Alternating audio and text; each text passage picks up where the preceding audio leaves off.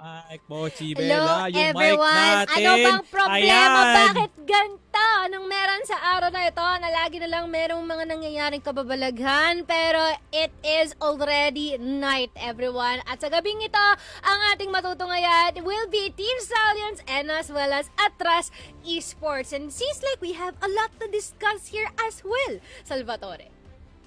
Grabe, no, Mochi. Attras is a team. Papaalala ko lang sa mga tao, no, they defeated Virtus Pro. And if there's anything that Attras can do para ka sa laban nga ito is to make yet another upset na mala execration lang din talaga ang datingan. No? And Attras will now be facing possibly a different team Stallions no? Na baka nga pwedeng ikahamak nga ng kanilang preparasyon o baka mas ikaganda pa nga, malalaman natin yan mamaya. But for Team Stallions, same wavelength lang din ng Virtus Pro, no, Bochi? They are out for revenge, no pun intended, kasi nga medyo presko pa sa isip nga nila ang execration na tumatambay nga doon. Yep, indeed. And it seems like we're not gonna be seeing a KLP in this match, no, Salvatore? Instead, we'll be having a revenge. And again, it is still the Team Stallions that we know, but not quite because of how they lost against Execration and yung last time na nakita natin sila sa veteran, well, they won. As they should be naman, no? Parang default setting naman yon ni STS. Well, definitely, no? Ito na nga ang Team Stallions in living color.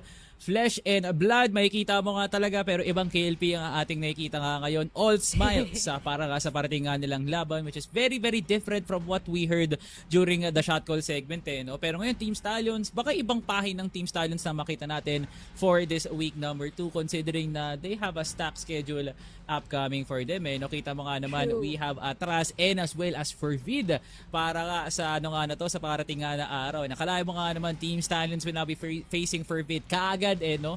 And that would be a very good benchmark para sa Fervid na okay, nanalo sila sa CBF kanina, now we're going to face a different tier, that being Team Stallions. Pero the major concern talaga ng STS is how prepared will they be heading into their match number 45, no? Aabot ba sila ng Virtus Pro na ang tanging talo lang ba nila is going to be execration, or baka madawit sila ng Fervid, ma-upset nga sila ng Attras? Pero dito muna tayo sa ating quote, Mochi, na sinasabi ni Coach Tanks na I know we can do better. We will do our best to get back on top. Typical Coach Tanks, but you love to hear it from the man himself. Yep, and even during the time na in-interview natin siya, no, na kung saan it looked very different and it's pretty much the same tulad nung kita natin kanina, no, alongside with Coach 02. At parang ito lang ata yung bagay, isang bagay na nagkasundo itong dalawang coach ito, no, na they are fighting for the same spot, fighting to keep themselves on top, which is currently na paunti-unting nilalaban ng ibang mga teams natin na alisin na sila sa kanilang pedestal. Pero right now, no, let us discuss about Attras. Because here for Attras, well, it appears that from what we have seen from them with J. Kim in present, they're fragging IGL and as well as Kids, very great performance, and as well as syempre guidance niya, ang grabe, solido ata ang ating itsura for Attras so far. And speaking of ang Mochi, hindi lang Team Secret ang magkakaroon ng reunion nga kanina. No? Meron tayong onting reunion mula sa dating said na TT Esports, Coach Ang and Coach Tanks. Hindi na sila player, no, Mochi. Magpapalitan na ng talino si Ang at si Tanks. Akalain mo nga naman talaga with both of their comrades dito nga sa laban nga na to. Pero i-emphasize muna natin, no, si Ang, he's been doing an amazing job fixing all the loopholes na meron dito ang Attras from their mid-rounding and their confidence. No? From impact, yes, undisputed number 1 sa groups. Pero kita mo naman paano sila nag-collapse during the playoffs. At nakita na natin na inuunti-unti niya na nga, step-by-step process ang pagkakaayos dito ni Coach Ang para talaga masimulan ng Attras ang kanilang pangarap. No? Pero let's see. I just know, no, na Attras is prepared, but preparation is not everything, no, Mochi. At the end of the day, kahit gaano ka pa kapreparado, if you do not have the weapons of mass destruction laban dito sa Stallions, baka hindi ka pa nga talaga makasabay. No? So Team Stallions, it is indeed their matchup na pwede nating sabihin, okay, we did it to VP, can we do it to Team Stallions, a different team? Grabe, pure questions. parang ito yung literal na it all boils down into execution, no? As you have mentioned, I mean, nabigkas naman din natin, no, yung kanilang matitinding mga players, pero sabi ni Kid, lahat ng mga kalaban namin, pinag-aaralan namin sila. Ang hangad ko ay makapag-international, which is quite iconic, no? Same. Kasi originally guys, konting chika, yung tanong dito ni Bipolar dapat, ano ang angat ni Kid?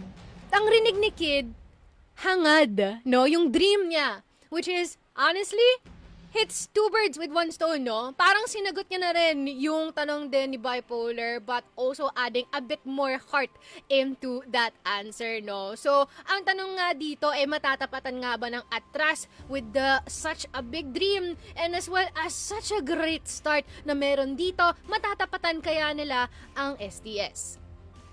Well, this is going to be one heck of a fight, no? Pero bigyan muna natin sila ng 1v1 TD ship na comparison dito, no? Let's talk about the IGLs. My God, if there is not any impressive numbers out there, KD pa lang ng mga IGL, no? Mochi, role assignment nga tayo, no? IGL, nagtatawag, nagma-micromanage, doing all the mid-round adjustments, yada, yada, yada. Pero sa era ngayon, RTA and KLB, who's averaging around 21 to 20 years old, is leading their team filled with potential and at the same time delivering you an average of 1.5 KD. Grabing magiging isang halimbawa si KLB at si RTA para sa mga susunod pa na henerasyon ng IGLs dyan, na hindi ka lang basta pwede magtawag, hindi mo lang pwedeng basta tawagin sarili mong captain, na magkakaroon ng regression nga yung numbers mo. You need to frag as well. And RTA is doing that even with a .64 headshot per kill. So tamang-tama lang talaga ang ating head-to-head. I love the comparison and I love the contrast na both these IGLs are impactful nga naman talaga for their teams. And definitely holding up to the standard that they set for themselves, no? Kaya naman, let us discuss ano kaya ang mga mapa na target ng ating mga players na i-expose. Where do they find the other team vulnerable? Wow! It seems like Ankara will be first pick here, and that is brought to you by Team Stallions. Hala. Eagle Eye from Attras, and ang ating decider ay support lang naman tayo dadalhin. Well, fourth time for the second week, no, Mochi. The sequence is Ankara Eagle Eye Point. Palagi na lang ganito. And it's going to happen the fourth time dito sa ating week number 2. No? Baka meron nga talagang bias ang Eagle Eye sa mga teams. No? Considering na papaalala ko lang actually, the international teams are taking notes. Nakikita nga nila ang prominence ng Eagle Eye, pero saan din kayo dadalhin? New compound din naman kayo dadalhin ng mga yan.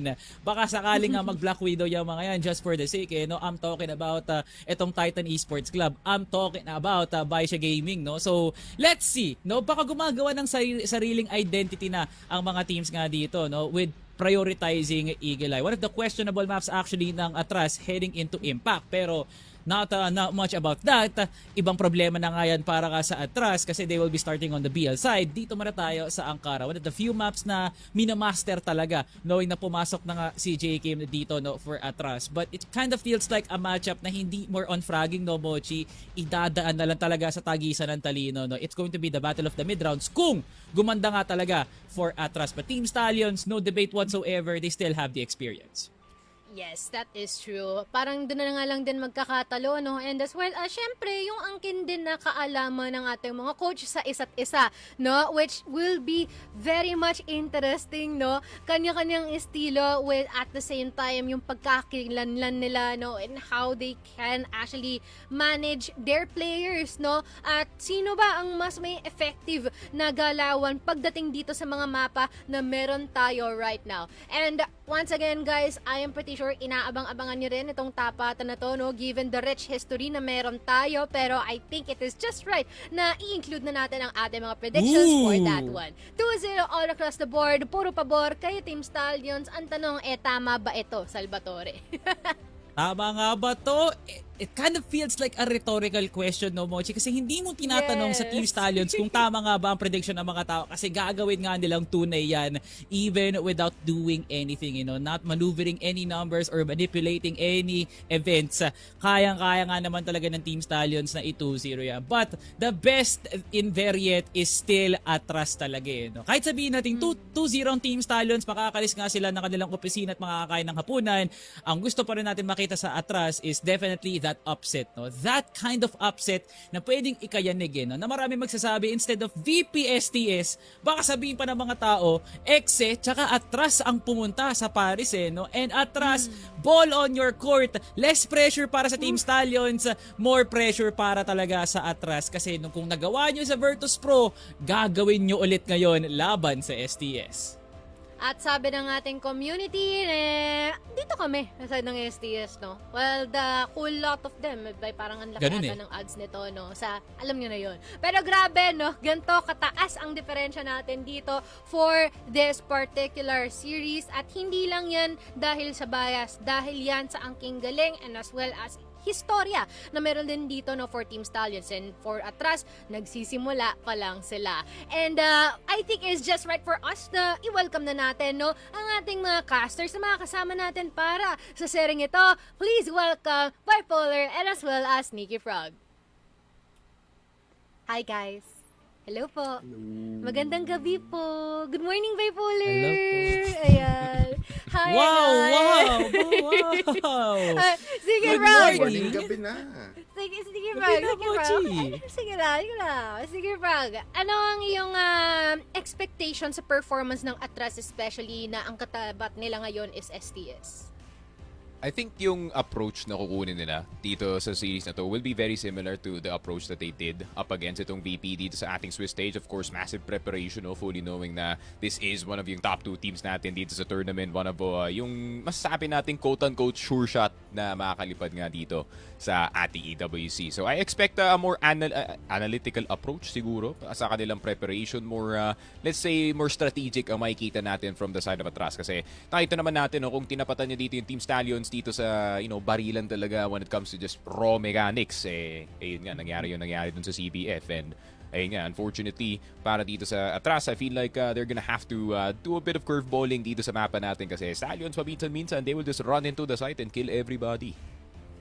That is for sure, no? That is true. It is quite of a difference, no? Na unlike for VP, they have strats. There is more of a structure, no? Na kayang i-overthink pero maging inline, no? Sa galawan ng Attras. Pero this time, I feel like it is quite of a different thing. Pero how about you, Bipolar? Do you think that Attras can withstand the pressure against Team Stallions? I think they can Parang, yes, magkakagulo dito yung Attras at the midst of the first half. Pero feeling ko kapag nakapag-adapt ng buong players natin in the game mismo, there's gonna be a lot of surprises para dito sa ating STS na kailangan din nilang i-withstand in a way. Kasi Attras is a formidable team. If they can beat VP, what can you say na parang, how can you say na parang they cannot beat STS in a way? So, let's see. Kailangan lang talaga nilang tangkayin yung first half. They have to really adjust. And, surprises need to be there para sa Attras. Para matalo nila dito yung STS. Gulatan na lang nila ang isa't isa, kumbaga, no? Pero I think it's just right na i-discuss din natin mga watch points dito, no? Paano nga kaya aatake ang Attras versus STS? Any predictions and things to anticipate here, Salvatore? First and foremost, no, Mochi, ayun nga sabi ko kanina, baka pwede maka-apekto to sa approach ng Attras o baka ikaganda pa nga talaga nila. Pero malay mo nga naman pareho lang din yung gagawin nila, which is definitely prioritized na the matchup dito ni Kay at ni Revenge. Once they take down itong si Revenge, there's not much mid-round appearance dito siguro for Team Stallions because they lost that kind of experience. So baka medyo magkawatak-watak. Anything that could derail any momentum ng Team Stallions, kakailanganin talaga ng Attras heading into the mid-round. No? So siguro maganda nga to for Attras, but at the end of the day, it kind of feels like the same approach pero ibang klaseng Leon naman yung aatakihin nila dito, no? So yeah, it could be good, it could be bad, pero sana nga talaga maganda here for Attras. Less problems for Stallions kasi nga it's Attras we're talking about here, pero Attras, ang dami nga nilang kailangan pilas-pilasin dito in order for them to get around. Yeah, that is true. No, it seems like mas marami silang requirements in comparison to what Team Stallions has to do, especially at this point in time. Pero Revenge is turning back the clock here. Sneaky Frog, dala rin ng kanyang 3.0 na KD, no, that they racked up against Veteran. Ayun nga, but it is veteran at the end of the day, no? I feel like I feel like even K is gonna be capable of 3.0 KD up against yung team na yon, and not to dissuade yung or not to diss itong veteran. I think that's just the reality of it, no, na malaki nga yung gap in between them and itong Stallions. It's kind of the coffin baby versus atomic bomb thing going on dun sa series na yon. So I feel like yun nga, the stats might be a bit overinflated para dito kay Revenge, and I feel like this is gonna be his first real challenge, no, dito sa group stage natin. I know that K has been sniping for the longest time, and I feel like ayun nga, he's kind of newer to the scene kumpara nga dito kay Revenge, but I feel like in terms of mechanics parang kaya ng pantayan ni K itong si Bench dito eh. Like I feel like that goes for every sniper na nasa liga natin ngayon. That's actually quite of a very interesting take, no? At may kita din natin oras na magtapat sila dito ni Kay maya-maya. Pero bipolar, group stage demons ang dalawang ating magtatapat for this time around. You know nga, they should be having a little bit of an edge, no? But once you pair them up, might be a problematic thing for one team. Especially, we might already know, no? Baka Attras yung may ganun. Pero kasi, maraming problems kayo yung Stallions. They're still rebuilding. They're still looking for their new form. If Revenge does play sa mga other matches nila, no? And KLP is trying to prove himself. But I feel like Attras doesn't need to think about that. Kailangan lang talaga nila maging full form dito. They need to really bring out yung group stage demons na mula sa kanila even up against STS. So yeah, let's see kung sino nga ba talaga yung totoong demonyo dito sa dalawa. That is true. Naalala ko tuloy sinabi ni Coach 02 kanina, no, it's a mental game after all, do. And that will play a lot dito siguro, no, sa tapatan natin yun, Team Stallions and as well as Attras. And I feel like it's just right for us na ilapag na natin to sa ating laban. Sneaky Frog and Bipolar, rak-rakan na. Well, it's time para dito sa ating dalawang teams na maglalaro for the last match of the day. Oras na ata para makita natin, Sneaky, kung is it gonna be another, disappointing day para sa ating Stallions, or will Attras actually be the ones to actually be disappointing this time around? Very, very sad news. But I feel like we're gonna be having a lot of fun, Sneaky. Ano sa tingin mo? Ano pa sa tingin mo pwede natin makita dito sa dalawa? I think you did have a fair point, no, about the first half para dito sa side ng Attras. I feel like Attras, a lot of the times, especially pag nakakaramdam sila ng pressure dito sa first half natin, obviously na hindi ka na yung mga openings dito ni CRG, kids not getting the same opportunities as he is dito sa mga mapa natin. You can kind of see them crumbling slowly, no, dito sa mga laruan natin. But I feel like the solution to that from yung last season natin was itong si J-Kim, no? J-Kim, pag dinagdag mo siya sa team mo, you're not looking for, leadership. You are not looking for, yung more complicated macro. You send J-Kim to go in, J-Kim patayin mo to, J-Kim patayin mo yung CA, J-Kim patayin mo yung Z. And I feel like that is that's perfect for a team na medyo naghahanap na rin ng sistema dito, no? I feel like Ang is a very big system guy para sa team niya, especially knowing Attras and their troubles with proactivity, no, dito sa mga mapa natin. So I hope to see that stability galing sa Attras, no, na kahit down na sila dito, they're still trying their darndest dito sa mga rounds natin, and at the same time they're not choking yung kanilang mga executes dito, and that is gonna be a very big tendency to see, no, kasi Stallions, they're all pressure, pare.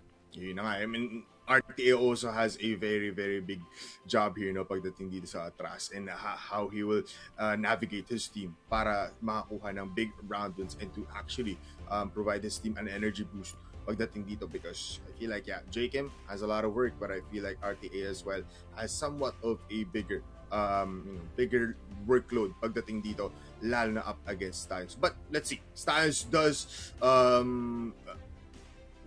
is still a question for me, Sneaky. Not really for a lot of people, but siguro para lang sa akin, because it's still Stallions that are looking very rocky pagdating dito sa ating group stage, no? But I feel like up against teams just like these, na hindi naman totally in contention na parang, this is a team that is top 4 almost. Well, no, Attras, let's be honest, is still not that kind of team. There's possibilities, but you cannot really say that they can beat immediately itong Stallions. This is gonna be a match that can break that thought, no? We're still open to that kind of foresight being broken, especially for teams just like this. So, yeah. Anything else, Nikki, na parang kailangan i-target dito Attras? Because Stallions, they're still a perfect team nonetheless, despite them having a very rough start. Is there a target na pwedeng tanggalin dito sa equation for Attras?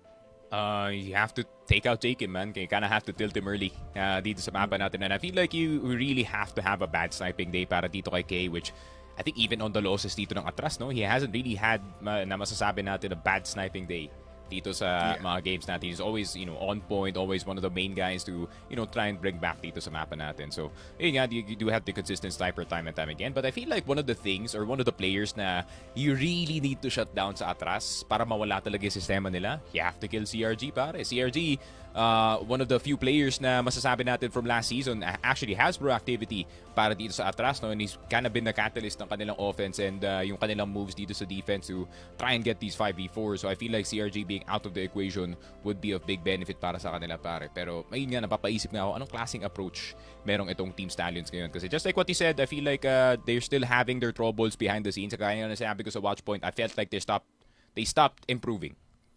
Nagpa-plateau na sila dito sa ating group stage, and that is an observation na nakita ko na okay, Stallions is still playing at a very high level dito sa tournament natin, but is that gonna increase anytime soon? Feeling ko hindi, kasi ayun nga, they're still having that identity crisis between KLP at si Revenge dito. And I feel like Attras is definitely the type of team na feeling ko despite na matatalo sila possibly in this series 0-2 or 1-2, pare, they could still expose a lot of these Stallions problems para sa ibang mga teams natin, like the Furbids, like the Execrations. Pero natutok ako.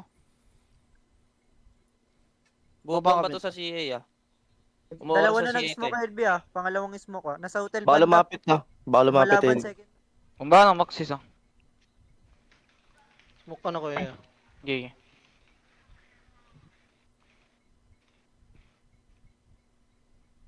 Well, good morning, Sankara. That's all I gotta say. Liwanag ng mapa. Grabe. But Attras in STS.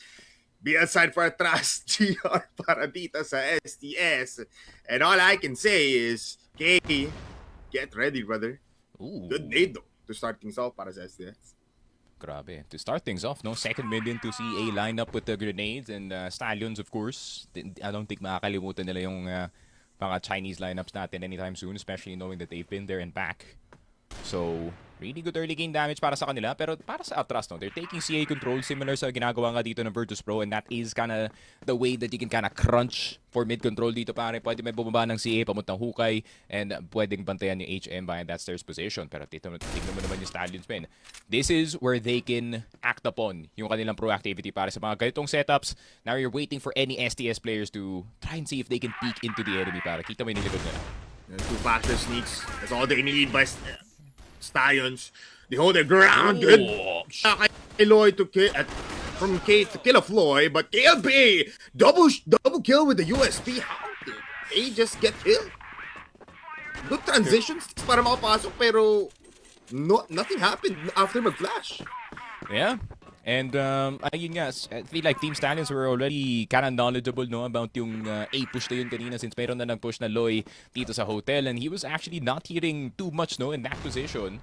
So, this is what I was saying, man. That proactivity galing dito sa Team Stallions, immediately spotting as much information as they can, at naparelay pa yon papunta kay JJ as he rotated to the A site and made it very easy para sa mga Stallions players na mag-defend doon. At yung sinasabi ko, men, Attras can do everything right, but if you cannot shoot the opponents, pare, hindi mangyayari yun. Ooh, wait lang. Kid with a TRG. Does spot JJ. It's my LB side, so that's one down for STS. Slowly moving, actually, no? That's going towards TB. They have a little bit of timing para makapasok dito ng B. Lalo na STS don't know what to do. Yun lang, Revenge. Good peek, kills one. Attras still keeps on going. That direction lang sila towards high mid, pero Revenge gets one more. It's a double kill para si K from second mid. It's constant damage left and right, pero sabi ng Attras, diretso lang. Tatlo laban sa tatlo. Jakim waiting for the prime opportunity para makaplata ng bomba, and here it comes! K with a triple kill now! Down! But Kano has made his presence known! Even KLB, pinch maneuver! But Kid going for more. It's against KLB though, planted on bomb at 26 seconds, and KLB falls down. It's a big play mula kay Kid. Grabe na si Kid dito, pare. Klein doing it up against Team Stallions. May posted mamaya naman 1,000%. Pero, Attras, hell of a good round para sa kanila, pare. I was a bit worried dito sa kanilang backside na polar since may flank na nangyayari galing sa Team Stallions. Pero, buti na lang na naandito si Kay protecting the backside. I think hindi niya in-expect na lalabas ng hotel na ganitong kabilis si Stallions, pero buti na lang na may Kid na nasa TD. God, dude, that was an ace. That was, that was just beautiful. That was Kay getting a lot, but Kid getting very, very confident now. That's too much. That's already early in the rounds, but one down player here for Attras. Meanwhile, high mid position, dire-diretso lang Attras, and this might be the surprise that they need, but KLB aware that someone will go in towards Vince. CRG, shots connecting, KLB down, but the Revenge on the other side! Dire-diretso lang, and STS cleans up house. Walang magugulat ngayon sa round number. And it's a DR immediately para dito Yan sa ang Attras. nakakagulat. Maybe something wrong. Maybe escape, enter muna tayo dito on the side. Pero para naman dito sa Team Stallions, ayun nga, nasalod nila yung very time-sensitive na push na ginawa nga dito ng Attras. Obviously, yung objective lang ng mga A players and yung vent player doon is to kill whoever is in that mid side, no? So, I feel like, yun nga, I feel like as soon as nakuha nila yung dalawang EA players natin, if the 3 exit players do not make it on site in time bago maka-rotate si Revenge doon, that is a done deal. And the fact na si KLB lang yung namatay and they just kept the delay going para sa Stallions, ayun nga, man, it's kind of forcing Attras to, yun nga, no, do a lot of unconventional plays, pwede nga natin masabi dito. And I think I've seen that play before sa CFPL yata. I forgot which team did it, pero I think it was Baisha, if I'm not mistaken, yung gumawa nun. And gagana yung ganun na push, pare, but you really have to outrun yung sniper sa spawn. Yeah, masyado mabilis dito talaga si Revenge. If they got that timing, no, na parang hindi sila na-stuck dito even though namatay yung Vents player coming for Attras, could have gotten something there. Kasi hindi expected ng KLB that people would be there kahit na meron nandun sa padulo ng box ang buong STS. Yeah, Revenge actually, no, amazing performance so far, no, sneaks na kahit na a lot of these plays mula sa Attras na parang stop and go push, kahit minsan you think na makakatch off guard siya or the timing would be off for Revenge, he still goes out and repicks some of these engagements, no, which is very concerning kasi what the hell is he on? Parang Attras should have the upper hand here, but it's still Revenge getting out from these like situations na should be not picked out. Ano sa tingin mo what's happening here? Parang somehow Revenge turning a lot of these rounds para makuha ulit ng STS. Ayun nga, I feel like it's Revenge, like walang hesitation yung galawan niya, kumbaga, na nakikita natin. I feel like he's so sure about everything he's doing dito sa mapa natin, whether it is a crouch peek, whether it is a high mid push. I feel like that small bit of hesitation siguro to make the right play dito sa round is really what sets him apart dito kay KLP, no? So, ayun nga, I feel like Stallions is now kind of feeling the effects of it, no, of having a sniper that is willing to, you know, go elbow to elbow with the opponents dito, pare, and try to see if he can gain the kills from there. And I feel like, you know, with that kind of sniping, pare, STS, they may be incentivized to move forward dito sa mapa natin. I expect them to be a lot more aggressive, pare. Yeah. Might be appointed time din na baka dire-diretso din dito yung mga pushes ng SF because now they know na ang plan ng Attras is get a part of the map tapos just go in afterwards. If the timing is right ulit, he can go for big wraparound sa ating mga mapa, or at least for KLB, no, sometimes they do that as well even for other teams as long as they have that right opportunity, no. So big eyes on STS, not just for Revenge but for these big players that would get these like long angles, even for Loy, even for the players here on A. Attras, yeah, CRG getting some shots in pero di talaga sila makapasok ng libreng-libre, no. It's just concerning na parang Kid died that round so early. Parang wala pang setup basically ang buong Attras. He could have waited a little bit longer para makapag-connecta dito sa mga high mid players kasi nagawa naman nila yung plano sneaky at still despite Kid getting killed here in the earlier of the rounds, parang hindi siya necessary. A little bit of steps, but good place, no? Shots are hitting at least para dito sa Attras. Yeah, but you also have to expect this, no? Okay, yung Attras at kalaban yung Team Stallions, right? Just like what I said that yung start natin, yun nga, Stallions is all about pressure. And they're gonna pressure you with their sheer mechanics, raw mechanics, pare. They're gonna peek into you as much as possible dito sa mga mapa natin. But there also is a version dito ng Team Stallions where they also withhold every single bit of information dito sa mapa and have you fight them sa site, no? And either way, it's a fight para dito sa Team Stallions. They're kind of forcing you to put yourself in a position where you have to take an aim duel up against itong si Kano and itong si Loy and itong si KLB, and that's not really a fight that you want to take, especially the 50-50 feels like a 70-30 sometimes pagkalaban mo yung Team Stallions. So, just like what I said, yun nga, more analytical approach dito ng Attras. Honestly, the sets haven't been too bad, no? Dito sa mapa natin, and I feel like if the timing was a bit more right, that last round would have worked.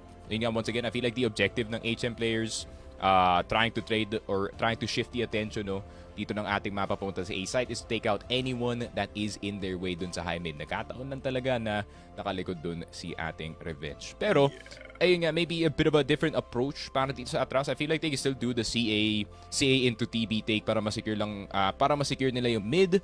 But at the same time, kailangan nila maging careful pa rin, no? Kasi, yun nga, it could be a minute 30, si Loy biglang mag-peak dito sa hotel, a minute 20, baka may mag-peak ng HM bigla. So, those random timings is what you have to watch out for kung yung Attras.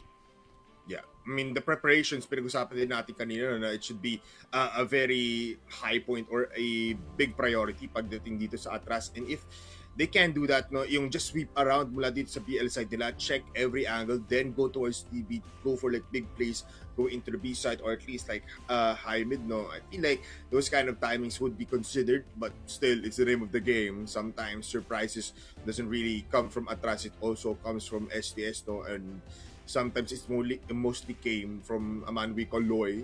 So STS, all they have to do is really just be, doing whatever you're doing right now, kasi talagang hindi kumahagat ang Attras sa gusto ng plano. Yes, they're getting some of it executed just like this, but the timing, it's really killing them off.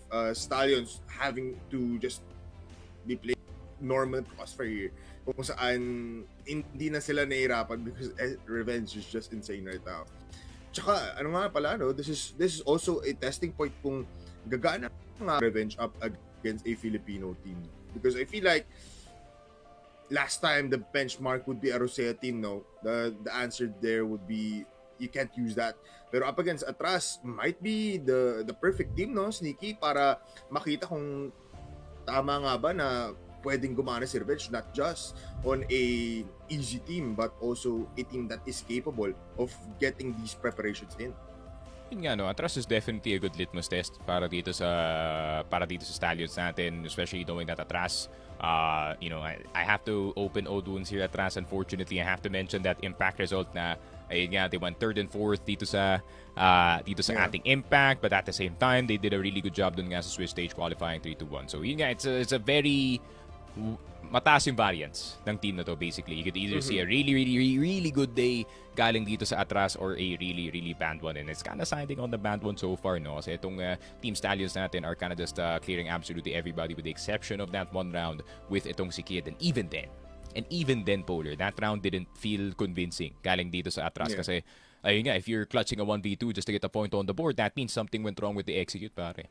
It was impressive for the time being, pero hindi siya, alam mo yun, round-defying, kumbaga. It still went up nga sa sinabi mo na parang, uy, at the very edge na, mag-isa ka na lang. Because some of these teams na parang pwede natin sabihin na could be great up against Stallions, you can easily clear out a 2v5. Or at least, parang madalian na lang sa'yo na ma-close out your runs without even reaching the point na you need to clutch up a 1v2. So, yeah, I do agree with you on that, Sneaky. For Revenge, yes, it's a very good starting point to actually do it. Parang masabi na, uy, Revenge is here to make his name in an STS jersey. But, ito na nga, no? Coming in from Paul, yes, siya yun. Si Revenge himself, parang siya yung pinaka-well-known sa CFPH. Feeling ko, yeah, Sneaky. May tanong tuloy sa akin last time kasi we were streaming as well. Again, maraming salamat, Coach Rito Dinus 01. Who do you think para sa'yo, I could definitely say na Revenge is a top Hall of Famer pagdating sa CFPH.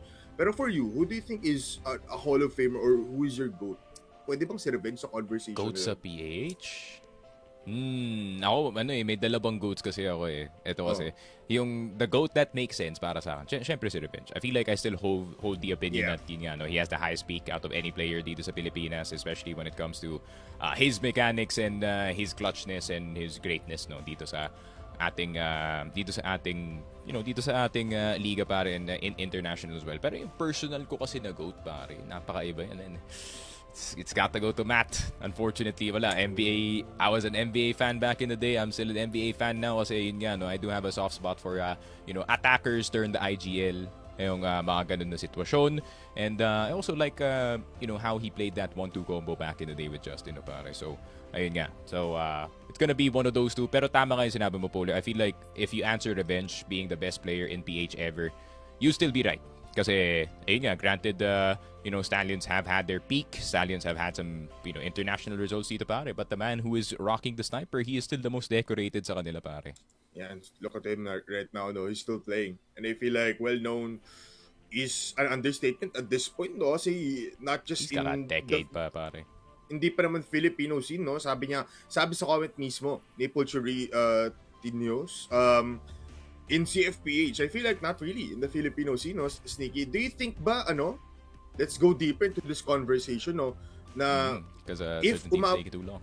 Diba? If umabot man tayo sa point in time na nga, STS claims an international spot, do you think it's takot maging may parang target na dito yung STS just because Revenge is here, or parang may takot na nadala si Revenge kapag lalaban sila sa international teams natin, like she came like AG, like our teams coming in from the other regions. Sa tingin mo may ganun kind of factor na ilalabas si Revenge? Oh, for sure, pare. I feel like, Really? ayun nga, a certain Brazilian team is definitely sweating kasi Revenge, if he's going back to international, pare, he is looking for, pun intended, no, revenge up against a certain team, Liquid, pare, the team who eliminated them from Vietnam. So I feel like ilang taon na rin yun, pare, kasi that was my first international event. So, when nga, no, it's been, 2 years mga ganun pare since that happened, and I feel like Revenge, medyo nagtitim pa siya about that kasi being there, that game was a bit too close to call talaga. I feel like Pacific at that time definitely could have qualified, pero wala man. At the time, the Animals was just calling out of his mind pare. He was reading everything na pwedeng ibasa dito sa Pacific. But I feel like, definitely, this kind of form na Revenge, plus you have Team Stallions behind you, already are tenured, no, dito sa ating international stage. Low-key, I'm actually looking forward if ever magkakalaban dito yung Team Liquid and itong Team Stallions. I'm trying to see that low-key Gokin versus Revenge, man. Na hindi pa tapos yung story na yan. It could be pretty nice, no? A lot of returning names, and that could change up the scene pagdating sa international level. Now my question comes in, Sneaky. Do you think mas magandang decision na just put Revenge all in kapag international level? Like All every in match. international? Ganun ba yung right decision? Ganun ba yung It's too early to say. best decision? Feeling ko it's too early to say pa pare. There's still Pwede ko malalaman natin yung sagot na sa tanong na yan, Polar, after playoffs. So I feel like if we are gonna put them in now, it really does make sense kasi ayun nga, you also offer that stability and also that more proactivity, no? Para nga dito kay Venge, which really is of big benefit, especially yung meta natin into 2026 has been kind of been played around itong TRGs, especially with yung increased presence dito ng KZ all of a sudden, dahil nga lumakas nga dito si YF, KZ, also having Ice, their own like little kano dun sa our brothers up there, pare. And ayun nga, I feel like he definitely fits the mold of yung modern sniper of being low-key, quote-unquote. Hindi ko naman masasabing star player, para kasi hindi yun yung belief dito ng Stallions. But they need a guy that, is gonna move all over the place. But at the same time, Capable lang. Revenge would definitely have a hard time against a certain team that has Feifei on it, pare. And I feel like you might want to put KLP back in that one kasi waiting game talaga yun, men. And I feel like, Stallions are not the type of team to have a waiting game pag si Revenge nandito, pare. And ayun nga, I feel like KLP would definitely be, pwede siyang ilagay doon kasi that's where his strengths lie, anchoring, defending the site, being the overseer para sa kanyang team. So I feel like it's a decision na kailangan, it is gonna be team dependent, no? Kasi may baka ibang teams na mas malakas dito si Revenge possibly, at least theoretically, no? At mas malakas dito si KLP pare, but yun nga, that is gonna be up to them. And hopefully, ayun nga, no, KLP, if you're listening right now, hopefully, man, ma-absorb mo talaga lahat ng powers dito ni Revenge while he is kinda in your seat right now, man. Kasi that's the only way that he can, get to the level that he wants internationally, pare.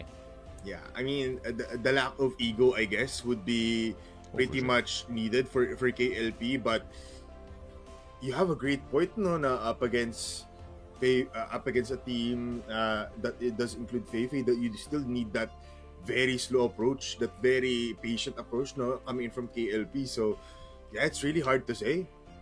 Akala ko matatrap na kita sa mga ganung questions, Nikki, pero parang di pala, no? Because, yeah, it still needs.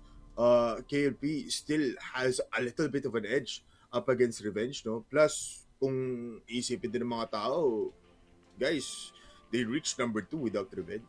So how can you say that KLP shouldn't be placed on that roster right now para at least to have more games, no, than Revenge in the international stage? But yeah, again, marami pa tayong araw coming into the group stage. Mas marami rin tayong pag-uusapan, no? Pero patuloy na lang natin yan, no, Sneaky, for now. Let's head on to a little bit of a break para makapag-ready tayo immediately for these two teams. Magbabalik po ang Masters Summer with Stallions and as well as Attras. Welcome back to CFS Masters 2026 and good morning na talaga. My energy is on all-time high because babalik na tayo sa ating labanan between Stallions and as well as at Attras. That is a mouthful, Sneaky. I'll keep on speaking in English kasi ang hirap na sabihin at Attras. At ito na nga ang ating labanan, no? Sneaky, what do you think about this matchup, no? Ang daming ginagawa ng Attras, but somehow they're still getting into the mix na maging 2v2, maging 1v2. Is this the type of scenario na iniisip mo para sa Attras para makuha nila yung mga panalo?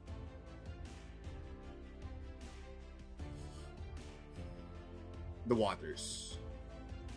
Oh. Sorry, I was talking Yes, in there you go. sign language, pare. Pero yun nga, it seems like Attras, yun nga, medyo nahihirapan sila dito sa mapa natin. And by medyo, Already, no? I would say very. Nahihirapan sila dito sa mapa na to for good reason. And I did say na, ayun nga, no, the pressure is gonna be all the way para dito sa Stallions. And Attras is gonna feel it, pare. Ito na nga yun.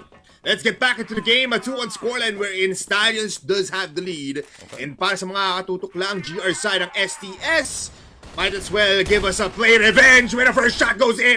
JJ with one. RTA, nakuha nga ng isa pero mukhang delikado pa rin to kasi kahit yung hotel push nila, sila na mismo yung nag-back off.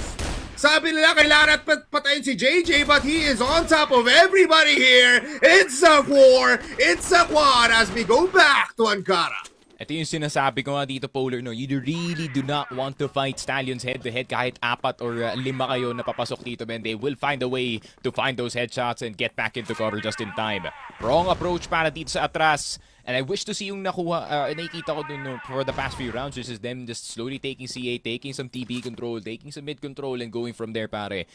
Yeah. And I feel like that kind of fight, you're not really gonna win it, man. Especially up against a player like JJ.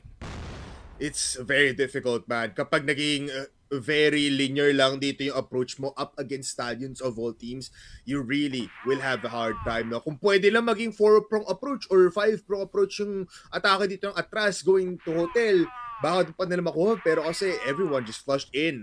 They got the nade in, may flash, and JJ and Revenge just easily mowed everybody down. Isipin mo yun, you can't even take out one player that is just going left right dito sa ating second mid. I would wish, no, na may tumalon man lang from anyone from the side of Attras to try and gain some space in that hotel side. Pero, yun nga, no, they're really intent on killing whoever is standing dun sa second mid. And unfortunately, nakuha lang nila dun is si Revenge. Loy, now in the position na formerly hinahold dito ni Kanu, no? And I feel like this kind of default is actually enabling si Loy more to be more active sa mapa natin. Yeah, they don't want to let him go lurk for lurk mostly. He wants that forward approach dito sa may CA. We've seen this happen before, and it looks like it will happen again. Mamamatay si KO, but the B-side take, wala din sa Attras, will not be forced out. Kid might have a good timing here pag nakita niya dito si Loy sa may high mid. Pero alam na ng STS na hindi A site but it's a 5v4. Kid needs to make this happen. Yun lang. Loy is good with the cover dito sa rotators natin in high mid or in mid. TB push, J Kim spotting whoever goes here, pero CRG actually falls down so early. What a peak, but J Kim also falls into the hands of JJ. It's all up to RTA. The IGL versus 3, that's 1. HK shots flies by, pero doesn't connect on the last 2 players. STS still good with the retake. Yun nga, CRG going a bit too deep dito sa hotel side, no? Harap-harapan yung nilabanan nitong second mid. He wasn't even using yung heady angle na naan dito sa hagdanan, pare. So he could not guarantee a kill towards that second mid. And you had to hold that second mid, no? Kasi, ayun nga, that is where the second prong attack or the second prong will come from para dito sa Team Stallions, considering na si Loy paparating din dito sa TP potentially. So the pressure is all over the place already para dito sa Attras. Granted, nakuha nila tong B-site. They got a good setup going with the 2 nades fake. They are faking dito sa A site, pero yun nga, you kind of just ran into the wrong timings, especially when it came to that post plant, pare. And Stallions doing a good job insta-taking itong hotel. And alam mo naman yan, pare, once you have hotel control, the retake becomes infinitely easier.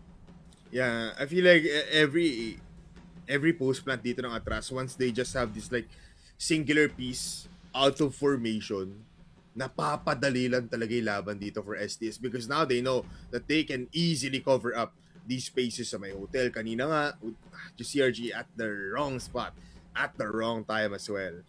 Kid, kahit na nga namatay dun si Kid, at least they knew that Loy could have gone towards TB, no? The death cam dito nga ni Kid. So, J-Kim had that that early opportunity na parang, uy, I just need to hold this. I'll let RTA dun sa may taas ng sa may respawn, sa mismong site. Tapos retake na lang kasi nandiyan naman si CRG. But once that all fell apart, Attras, that not gonna be the right kind of mindset, no? But let's see. Still early in the rounds. Again, kailangan nga dito ng isang half ng ating Attras para makakuha ng momentum going into the second since they will be starting on the GR since they will be ending on the GR side, no, excuse me. So, I wouldn't blame them if they do have a tough time here. Yung isang team nga natin gumamit ng isang tournament para lang makalaman kung paano sila maglalaro dito sa Summer Masters. So, yes, sir. It's about the war, not the battle, no, para sa kanila. About that certain team, pare. Playing the long run. Team Stallions, though, yeah, is a team that I would not say long run yung makikita natin as of the moment because the changes, ayun nga, no, they were a bit sudden. So, let's see. Team Stallions looking so good dito sa ating mapa so far. Nasasalo naman nila lahat ng possible executes, and if it's not, a retake is underway. Yun yung sinabi ko kanina, no? I feel like Attras winning yung 1 versus 2 na yun didn't really mean anything in the grander scheme of things kasi you still lost the site. You still possibly lost a round. And that just goes to show na pati sa mga ganun na sitwasyon, pare, you know, Stallions is still able to pressure in those kinds of moments. Yeah. At the end of the day, we can still praise, no, the impressiveness na nangyari nga doon for Attras from K and Kid, but still not the grandest scheme of things. Yung ko lang napansin na dun sa thought mo, Sneaky, na yep, it's not the war na pinaglalaban ngayon ng ating players, hindi siya long term. I mean, para kung isipin mo, since kamukha naman ni Revenge si Genghis Khan, parang bigla mong nilagay si Genghis Khan sa isang room na are capable of also winning. Whoa, that analogy goes very deep. Ayoko na mag-go through sa thought time. But it is still a comfortable lead mula dito sa Stallions. What do you think about this though, no, Sneaky? I feel like ibang approach ngayon ng Stallions. They put Kano in a very far back position. One of the most passive positions that you could have, no, as the GR side, the exit player, para dito sa A side. Papaisip din ako dun, Polar, kasi what are they trying to do with Kano in that situation, no? Kasi Kano is definitely the player that you do want to preserve, especially when it comes to yung, you know, later parts ng ating GR round, so on the side of Stallions. But also, it's kind of disabling yung kanyang free-flowing map movement, no, in between itong A at B sides. And Stagnant. yun nga, kagaya na sinabi ko, it has to be him on that high mid, pero Loy's doing a great job of covering naman, pare. Yeah. They're just pushing. Looks like Jesus. they're just gonna go in mid. They do clean off 2, pero J. Kim sasakot ng dalawa. At dyan, diretso lang din siya with low HP. Nandiyan naman si K para makakuha ng big shoutout to Loy. And somehow, STS, very good with the start pero cannot finish. They're already down by 3. Meanwhile, Attras going into their comfortable B side take kid. Checks out second mid, nothing to see there. TB push coming in from JJ, but they do plant the bomb. Revenge close up, wants to go towards tower, but actually pushes towards the respawn area. What's the plan here? J. Kim has a clear sightline pag lumabas dito si Revenge. Pero hindi na spot! Yun lang! Revenge wins the fight! 1v1! And it's up against K wherein the USB is so deadly! Triple kill! How the hell did J. Kim not spot him? I think he probably looked away from his monitor pare at tumingin sa kanyang kakampi. At tumingin sa monitor ng kanyang kakampi, which was the wrongest time in that situation. But at the same time, I feel like that's the thick part of the smoke yata. Yung tumama dito sa may kabaong natin. Yung gitnang-gitna ng smoke. And that is the one part of the smoke that is actually effective dito sa laruan natin pare. So really good job galing kay Revenge. He somehow slipped by enemy lines and gave us a classic 3K galing sa kanya. Imagine, no? Like, even Revenge didn't know what's happening there, pero he had exact positions ng mga kalaban niya. Quick scope dito sa may pinaka masikip na part ng site. Go for the USP and clean up everything kahit na namatay dito si JJ. That was a clean 1v3. But let's see, Attras does have mid positions now, checking TB with K, and RTA might push into CA if he gets caught. Pero again, no, look at this exit for, that's JJ actually now. Kano is way in that room A side. But still passive. This is a disciplined play, might be. Pero high mid TB for Attras. Loy, siya na naman ang gagawa dito. But, hindi na full check. Never mind, still Loy. Falls down. Next na doon is gonna be Revenge. So this is one of the best takes right now para sa bisan ng Attras. Finally, a bit of a breakthrough galing sa kanila pare. And they even had a man advantage because of it. They still have to be careful, no? A certain man is still alive para sa side ng STS, and Kano probably will try to set off this entire offense first. Pero K is ready and waiting. Hey, misses the shot! Very, very late in pulling the triggers. So STS has a big chance now despite the seconds in. JJ falls. J. Kim still holding his ground at dahil dyan. Attras. Ito yung hold and take ng site na hinahanap natin. Yeah, slightly easier with the man advantage, no? Especially in this situation, every single part of the map is covered, and a really good re-hit as well, or a really good retrade galing dito kay Kim para sa kanyang teammate. Not allowing any TB players to get anything for free. Pero speaking of free, pare, STS thinking long is free. Big flash. Yellow denied by Revenge. One more possibly if they overpeak, and that's it. CRG down. Lloyd going for more. It's a double trouble here among. At mukhang round number 8 para sa Team Stallions yan. Yeah, you can see them kind of chuckling dun sa round na yun, pare. In all honesty, I feel like Stallions, they were just like, Revenge, bakit di mo itong i-testing itong yellow, no? And try and see if you can just support our player on the mid-hitter side, pare. And that is exactly what happened. Good distraction play, good two-man play. Pero para kay JJ, kahit mag-isa lang siya doon. Holy double kill still for JJ. Attras, somewhat defeated already dito sa round number 9. And look at Loy. He split the offense to go for a defensive play. Dito sa may long B, kid spotted. At hindi ka na makakakit pa. C4 down. And Lloyd just doesn't care. He keeps continuing the entry. Papunta dito sa may offensive side. J. Kim spots him out. But still a tough fight, Sneaky. 2v3. The pressure is so high para kay J. Kim to perform in these kinds of levels. Kim? Oh! Well, his head's gone. So he cannot perform anymore, pare. K though. Pwede pa yan. Pero yung C4, man, yeah, it's like the C4 is out in the open, pare. I think it was a bit obvious what was gonna happen dun sa round na yun, especially knowing that the Loy push was on the backside. Wala siyang pake kung may nakasabit na do not disturb sa pinto mo, men. Papasok at papasok talaga yan dito sa ating bypass and hotel side. So Stallions now on the BL side. Sounds like a nightmare, no? Para sa mga ibang teams natin. Pero Attras, I feel like they could still get some rounds in, no? Fully knowing na pakiramdam ko pagdating naman sa depensa, mas magagamay nila dito yan, men. Yeah. They'll be having a better time. Yes, they're kind of not in the right mood, no, going to the GR side. But something that we did mention, no, kanina, they need that first half to activate in the second half. It's okay if they lose, pero realistically, yung ganong kind of thought, kailangan 5-4, wherein sila dapat yung 4 rounds. And that's their like best case scenario up against Stallions. But in a 7-2 sneaky, 3 round lang ang kailangan ng Stallions dito. And you know this pretty well. BL side for Stallions is so scary. A side has multiple layers, pwede mag right off the bat, no, parang there's already 5 strats para lang makapasok ng A. High mid CA take would be very likely din para lang makuha dito ng immediate contact play ang Stallions to activate these players. Meanwhile, B, no contestation. It's gonna be a TB push at the end of the day for Stallions, but we do go in. Second half now starts. And it's a 4-1 setup para sa Attras. Yeah, JJ, the only one who's actually poking him, prodding dito sa long. One of my favorite angles to punish kung sino man na nasa loob ng vents. But JJ, in sa CA na lang, pero may mag-greet sa kanya doon. JK with a good CA control and early CA denial. Napakaganda para sa Attras. And this is the right person to put in this position, no? Just let JK control this kind of area just to deny a lot of presence wala sa STS. But I do think he knows that he can't go back. Yun lang yung parang delikado dito. He is stuck in that place. Mid push for STS.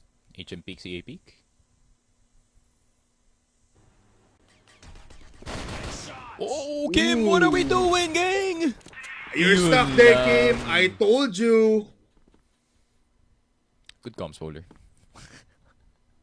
Bad listening. Galing dito kay Kim. RTA will be getting low in return dito, pare. 3 versus 3. And iniisa-isa na nga dito ng STS sa mga miyembro ng Attras. And this is what I was talking about, bipolar. The pressure doesn't just come from one player. Galing sa STS, it comes from all 5. And revenge will get taken down. 1-for-1 pa naman dito sa mapa natin. Pero RTA, this sounds like an impossible task, no? If it is any other 1 versus 2, posible pa. But it's KLP and Kano. Yeah. Heavy fraggers, but good shots to start things off. 36 HP, can he do it? Does have a flash, does have a smoke. But one thing that he has is also just 20 seconds left. Spots out KLB. Now next in line is gonna be the Wonder Kid, but the Wonder Kid prevails in those kind of situations. Inupuan lang ni Kano and Team Stallions up by 6. Very, very dangerous peak, no? Galing dito kay Kanumin. I feel like that spot specifically dito, Polar, is very pre-fireable. And alam naman yan ng Attras. It was good early CA denial, pare. Pero I think yung attempt dito ng Attras is to try and remove si J. Kim galing dito sa CA natin. Which I think could have been done, pare, kung may mas naging presence yung mga HM player natin in that situation. I feel like what would be nice if nag-contact muna yung HM at dun dumating yung CA player natin. I could have gotten even a kill in that situation, pare. Sayang yun. Yeah, tsaka wala naman dong ordinance or at least like util na nagamit yung SS2 to cover that ground, no, between those two areas. So they could have gotten something. Very concerning nga, dalawang player doon, Sneaks, nakatingin doon sa stairs papunta sa highway. No one was really doing anything there. But I guess we digress. TB push.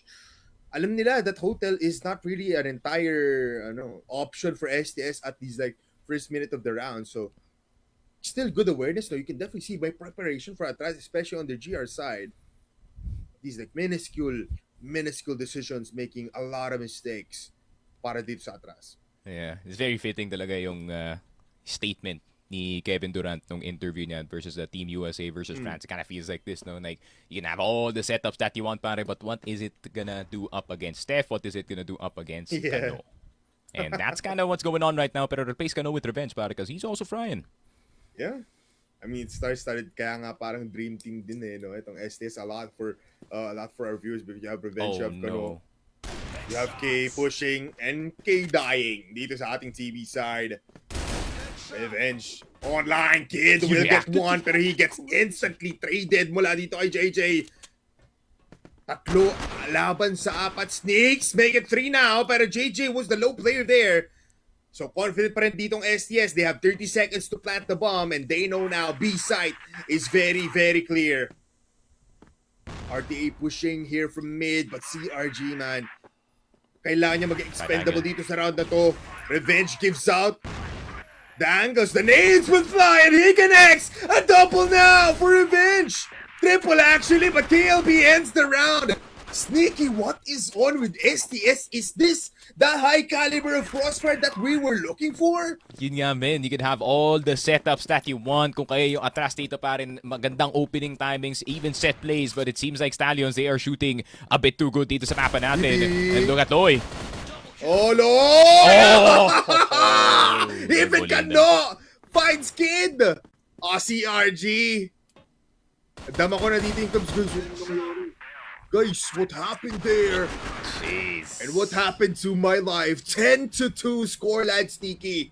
What a start for Stallions. I did not expect na dalawa lang mapupuntos dito ng Attras. You know, this feels like yung mga teams natin back in the day going up against the likes of Paisha Gaming at their peak, when nandun pa si Baby pare, nung AG at their peak, when Evolution Power were at their peak. Actually, nung EP, medyo nakaka-contest na rin tayo dun. Pero, ayun, you get the point, right? It feels like a one-sided affair na kahit anong tamang gawin mo talaga kung kayo yung Attras, it really is not just gonna work up against itong Team Stallions kasi, ayun nga, mid-rounding is on point and where they get their most money, no, dito sa ating mapa.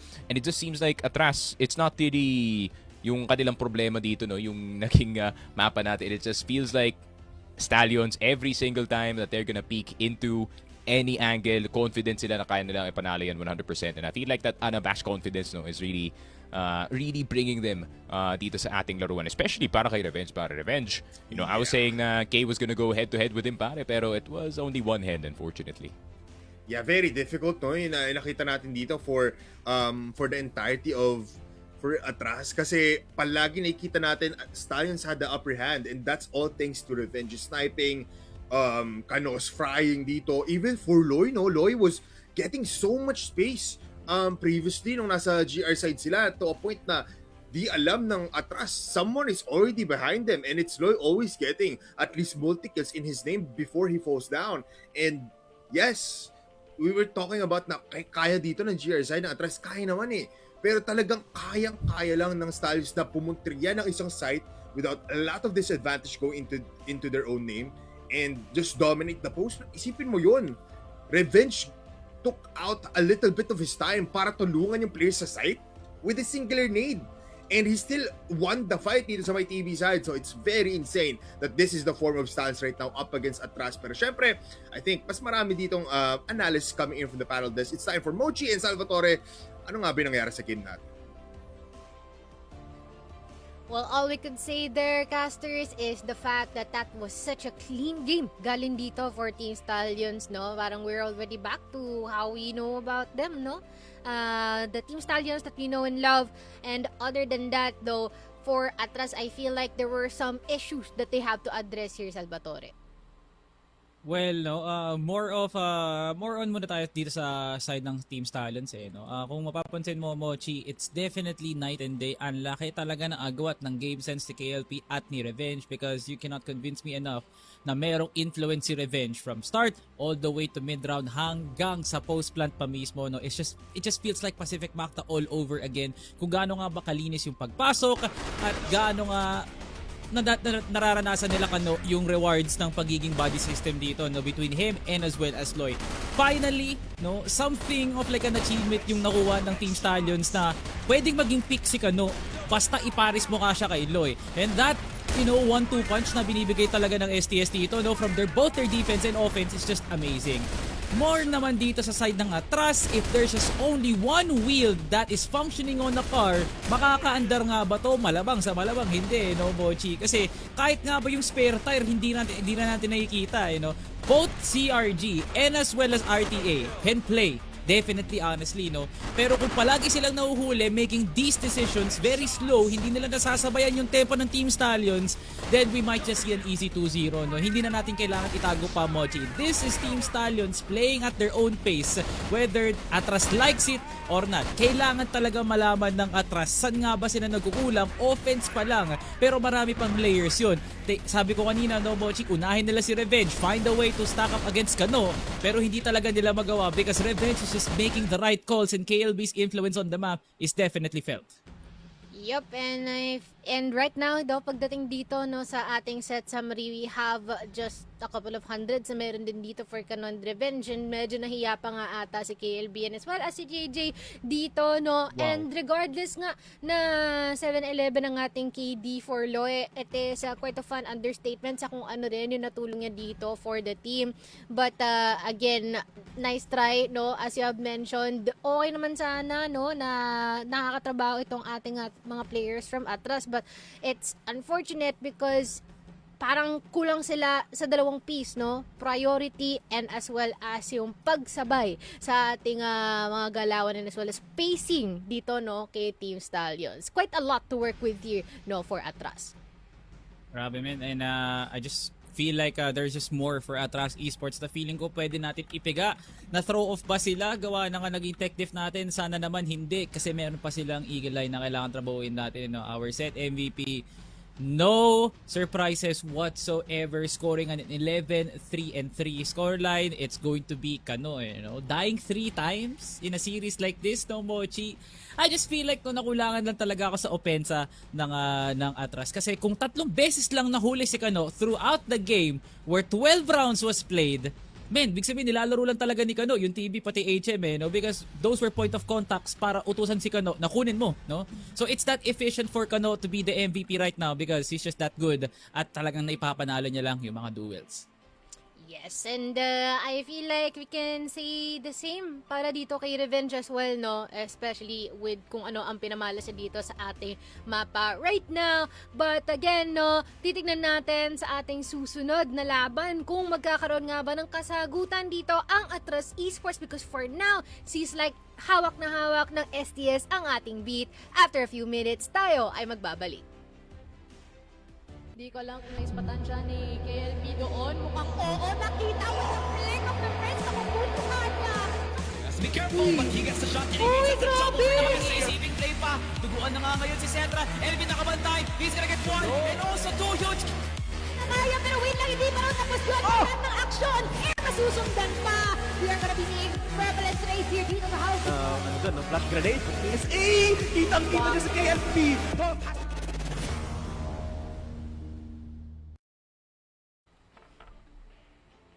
Now we're back dito, no? Still ang laban ng Team Stallions and as well as Attras Esports. We're in earlier on, no? An astounding title na nakuha natin dito, no? For STS in the map of Ankara. We've also been able to see kung paano nga ba ang behavior ni Revenge dito, no? Also a bit of comparison with KLP as well, no? Na-contrast natin sila and how Attras already has that bit of good materials to build the foundation on what the playstyle that they're gonna work with. Pero ayun nga lang nga, it seems like there's still a lot more work to do here. Mochi, no, nasagot na nga kagad ng Attras yung tanong ko kanina na makaka-apekto nga ba ang pagpasok ni Revenge sa playstyle dito ng Attras. They have really good setups pero they just get thrown off on the wind the moment na pumasok nga talaga yung mga bida dito, na parang nakita sila ng artista for the first time. Attras does make very good setups pero yung approach ng barilan, the sole purpose of the game, hindi nga nila nagawa nga ng ayos with the exception of J. Kim. J. Kim just makes good decisions for himself.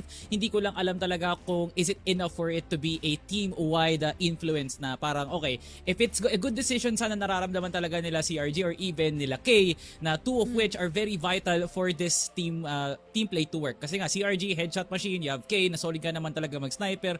Pero grabe, men, dalan-dala talaga ni Revenge yung map dito, no? And he just wiped the floor inside of Ankara. Let's see. Sana may bago sa loob nga ng ating second set kasi kinakailangan talaga ng Attras. Yeah, they need it more than ever, especially against the likes of Team Stallions. Kaya naman, wag na natin pag-intayan pa at padagalin pa. Tara na mag-atubili na tumalon sa ating laban. Bipolar and Sticky Frog, kayo na to.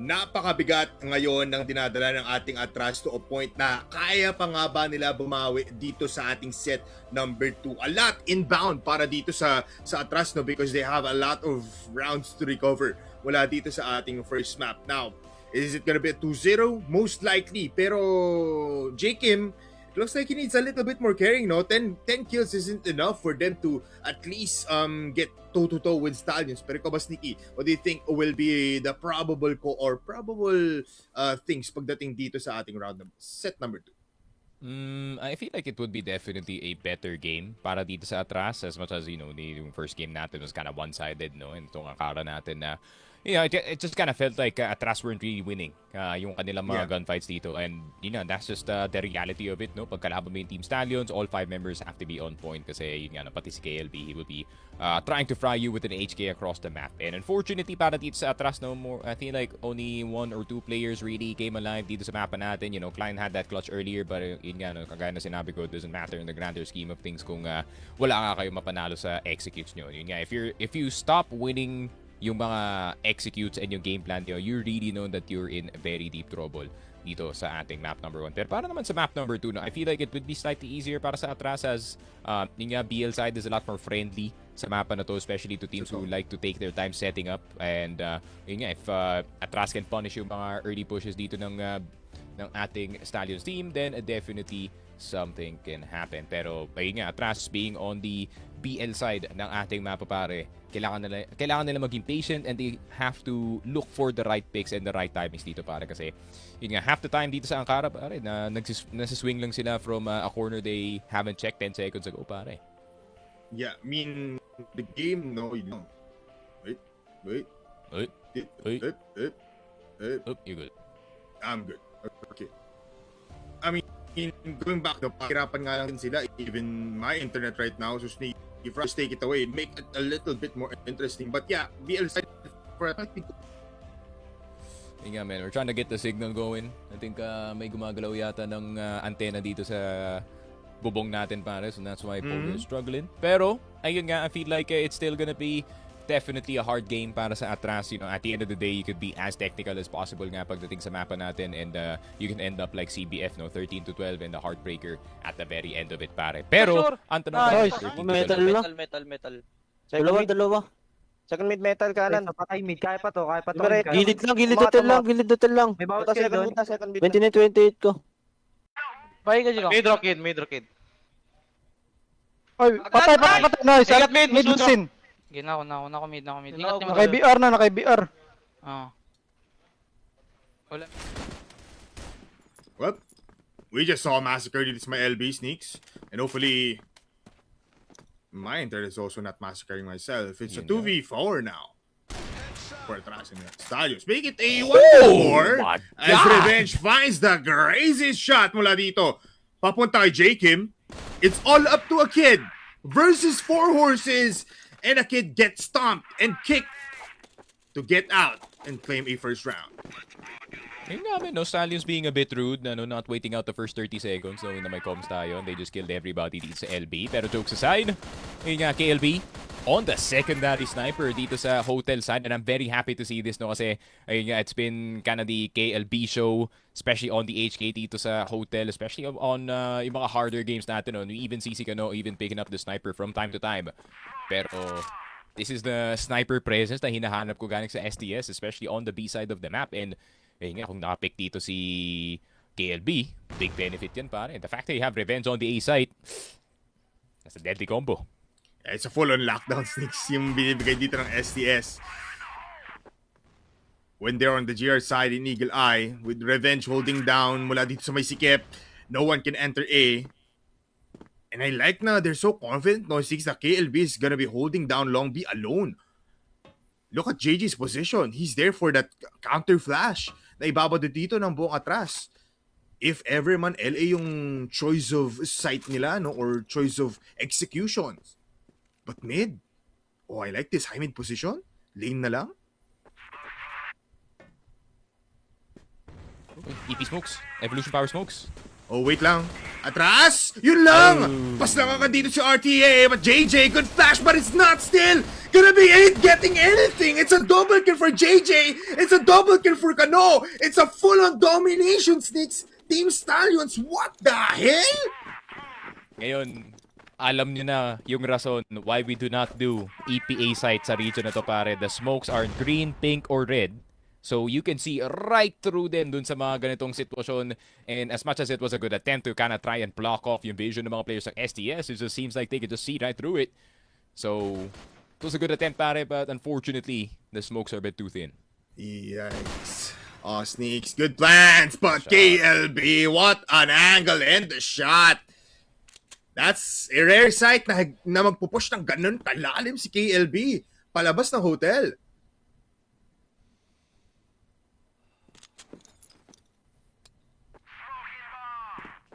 One more possibly, but might be for revenge. Does spot out a jumping Attras sa pinakadulo ng LA. Inside the doghouse, gets out, K. Will go back. This is testing times para sa Attras, Sneaks. Look at JJ pushing a little bit further now. They have, again, a great hold dito sa may lane, sa may LA. Everything's so covered mula sa Attras, but okay. Ay, narinig. He knows where to look, and that's an easy shot as he peeks out mula dito sa my mid-doors. So that's a 4v4 now, Sneaks. Ayun nga. That kind of pick off, no? That can definitely turn the tides immediately for your team. Okay, careful, bud. Get your head taken off. Yo! It's not the head, Sneaks. It's the chest that gets taken apart. Loy will kill off Jake, and what a shot! At si Kano, sabi niya, let me in the action. Gusto ko din pumatay. He finds Kid, and he might just find RTA. Good damage onto two players, pero KLB ngayon, distraction na lang. Kano will fall down. What a shot from RTA. The rampage continues with the USP, but it ends there. With revenge, claiming the last kill. Team Stallions covering every ground dito sa Eagle Eye. Yeah, of course, the 4 players dead were laughing about it. Revenge was seeing life flash before his eyes, pare, dun sa round na yun. Pero a round is still gained para sa kanila dito. Kano, careful, buddy. Wallbangs are pretty good with the HK kung dire-diretso nga ang kalawan mo. Pero si Kano, pinake up na dito yung TRG. Ooh, KLB steps forward. Kano falls down. 6 feet under at dahil dyan atras. This might just be the surprise na hindi expect ng STS, RTA, close by, pushing! One more para sa kanya! Pero Loy is in town at mukhang he will stay there in the site. Falling down is not a good sign kasi si Revenge ngayon in a 1v3 as he clears off one. Too many angles to take care of. Attras claims the point. Ayun nga, it's finally Stallions. They get punished for their recklessness dito sa mapa, no? I mean, it's not really a good play for KLB and Kano to switch habang may nakapush dito sa LB. And, yun nga, unfortunately for the side of the Stallions, yun nga, might have to calm down a bit dito sa bin. And KLB immediately out. Naka-HK siya dun, ha? Yeah. I like that from Kano. I feel like nakita niya dun yung red name. Tapos, instantly moved his crosshair papunta dun sa may frame. Yeah, Or dun sa may window. Kasi he expects na KLB will fight that most of the time. So, good start for Attras once again. All they need to do is stabilize. Kasi parang kumakagat ngayon ni STS. Medyo sila na mismo nagpo-forward tulad neto towards LA. They're waiting for this, though. Yeah, they expect this look at J-Kim spotting it out. So they just need to be ready now. Preparations might just be here. J-Kim picks out JJ. Pero Loy still undetected, Sneaks. Oh, he's pushing! He's pushing! Oh! Smokes down. Okay! Nakangat yung kamay niya. But Kano, with his own TRG, welcome back, the sniper! We call Kano. That's 2 down and 2 left para sa Attras. Nakalapit na pero sila na mismo nagsabi, Sticks, na aalis na lang sila ulit doon. Yun nga, Kano with a cold. Who you feeling like? Dito sa mapa natin. Set. J-Kim and Kid. Yun nga, easily disposed of. J-Kim, nauna nga ang kanyang HP from the earlier fights. And Kid, the only one left alive. Let's see what Klein can do dito sa ating 1 versus 3, pare. Plant is still possibly within the works. Wala naman tao na nasa loob ng tower. So, baba na ng C4. I mean, they know this though, Sneaky. Look He at has to play Kano. spawn. He has to play He will spawn. go up. Kid. Still in a clearing operation, Sneaks.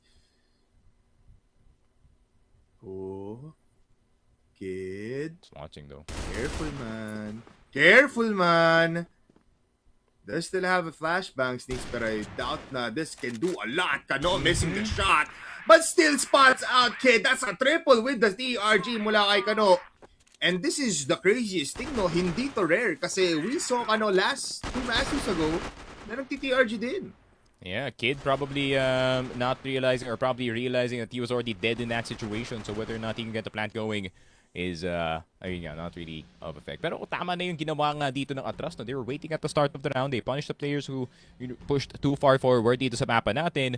But I feel like they could not do anything about it because of certain players like itong si Kano, like itong si Revenge, who still, despite the 5 versus 3 disadvantage na meron sila dito, pare, it feels like they still have 5 sa mapa natin, min.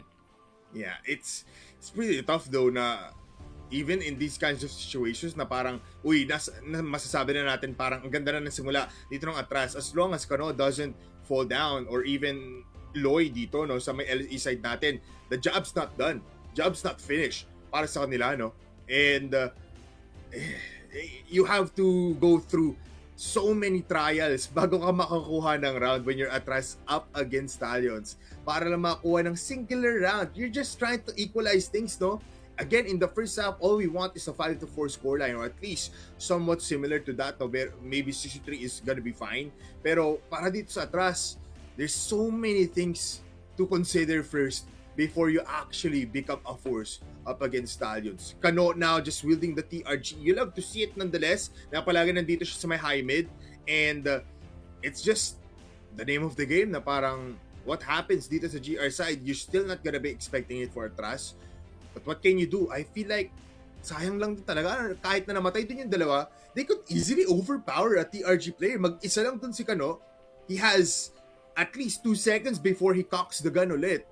And those last 2 players could have still went into B side undetected, tapos patay na lang dito si KLB pag dating dito sa may stairway papunta sa may B side. So I don't know, they got scared, Snakes, tulad na sinabi mo, and as well as ni Salvi kanina, no? Parang na-starstruck nga sila dito. Every time they see someone from STS na they're not prepared to see, they're getting shocked, and that shouldn't happen. Yeah, but that is also on the way dito ng STS. No? Do you even expect the third player to be pushing dito sa long after the first 2 deaths? Siyempre, hindi. So, it kind of feels like a bit like crap dito sa side ng Attras na, lahat ng ginawa namin tama. Hinold namin yung doghouse, hinold namin yung tower, no, as triple pampareact kung sino man ang lalabas dito sa long. But even then, man, Loy not afraid to make the play happen para sa kanyang team. And yun nga, that's the fear na nawala sa kanila ever since na pumasok nga dito si Revenge. It kind of just feels like, Stallions is a whole lot more confident of a team, kumbaga. Yeah, may security every time. And looking at the replays now, no, Loy just getting into doghouse. And look at this engagement. The spacing was also just too big. Maybe that. J Kim testing LA, low in HP. But with Revenge down, ikuha dire-diretso na lang dito ang STS. Pero JJ able to spot one, so it diminishes the numbers now na pinahahalagahan din ng Attras. It's a 3v3, but look at KLB and Lloyd, they're all low in HP. Yun lang. I'm surprised na Kate did not chase harder for that kill dito kay Kanu, no? Especially considering he was in that vulnerable position right under bypass. Pero, you really do not want to bet a shoulder swing up against Kano, as that is a possible one tap going in your way. But it's kind of wild na sa lahat na nangyari dito, Attras pa yung pumantay dito sa Team Stallions, and Attras actually doing a really great opening na, yun nga, pagka-punish nila dito sa long player, they get the mid player as well, but here comes the A-push. Hey, bunker. Not considered na malapit na agad, pero Lloyd, despite him being low in HP, dire-diretso pa rin yung dominance dito sa A! 3 down! And that's another point para sa STS. They have to call a timeout. Grabe na. Loy, how did he do that with so low HP? They're defeated, Six. Just look at the players. This is the Stallions effect, pare. If you are not named Execration and or dito sa liga natin, it seems like other team may a hard time dito sa ating map. Especially na map like Eagle, hindi mo talaga mabablame itong Attras, no? This is the map that they beat VP on. So, Yeah. it does make sense yung ganitong choice na ginawa nga nila. But at the same time, you caught Stallions on a day na lahat sila mainit, pare. That's super unlucky para sa Attras, first and foremost. And at the same time, you bumped into a Revenge who is thirsty to prove himself na, teka lang, we all keep talking about KLP, his improvement and everything. And ayun nga, no, me being the master, to the student, parang ganun pare.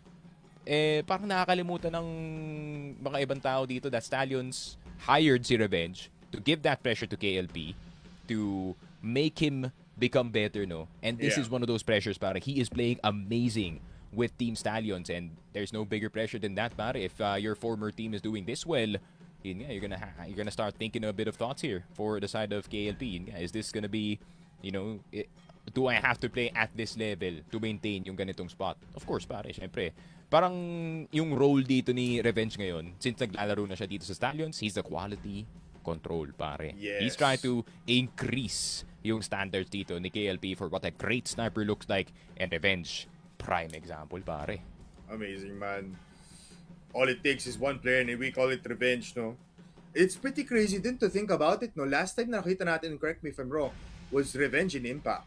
Pero hindi ganti ni, I mean, he was still capable of a player, but in this kind of setting that he has star players within his sides, iba ang pinapakita niya, Sneaks. Imaginein mo yun, na parang Revenge is just single-handedly opening up for their GR side.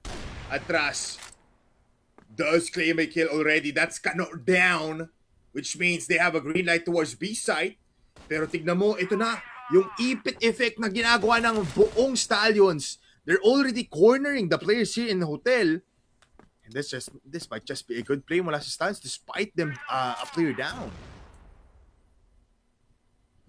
Uy, pero KLB already on the underside of tower. Despite the 4 versus 5, the amount of control na meron dito yung Team Stallions, nasa kanila na yung kalahati ng mapa na to. Pero KLB, watch ahead! Uy, Miss from K. Oh! Siya namatay! No way! No way That's STS is crazy. doing this. Sneaks, they continue. Loy? They know. Pero di nila pinapansin, Sneaky! They're just going into the hands of Revenge as he claims to with the third, another triple, and another point, man. Sneaky, when will this end? Kailan ba matatapos? It ends when Revenge says it ends, pare. Dito sa mapa natin, Team Stallions trampling all over Attras. And ayun nga, parang we're entering the collections sa mga ibang games natin na ironically, ganitong usapan lumalabas pag Rosea ang kalaban dito ng Team SDS. And I'm not saying na Attras is also at the same level as them, no? Pero ganun ng kalakas yung Team Stallions. They can make any team look weak. Yeah. Good spot though. The TRG comes out for Kid, and we know this guy can definitely perform, especially if the other sniper we call K also performs. So that's 2 crucial players down. Pero against Tiki, trial number 1, 2 pa lang yan. Kailangan pa nila dumayo sa trial number 3. And it's Kano with the TRG. 1 down already. Make it so! Double kill for him! And Loy gets the ATRG as well! Dito na Revenge! Lahat na ubos! It's a sniper fest in this round, and Team Stallions are just better, Sneaks! Oh, what a great sequence! Grabe, men. And you can tell na nag-type ng scope sense muna tong si Loy bago siya umenter dun sa fight na yun, para with that small hesitation. Pero si Kano punished on the hotel cross.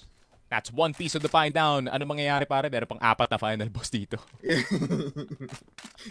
may 4 pang health bars na namumula dito sa harapan ng Attras. They still have to definitely defeat them with surprise again.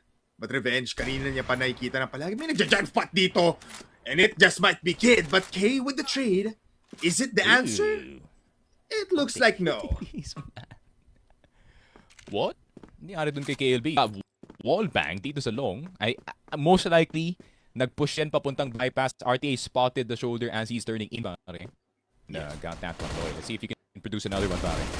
And they're forcing it. J-Kim tumatalon na lang. Pero Loy again, good for 2. Another end shot for Loy. Insane 3-piece.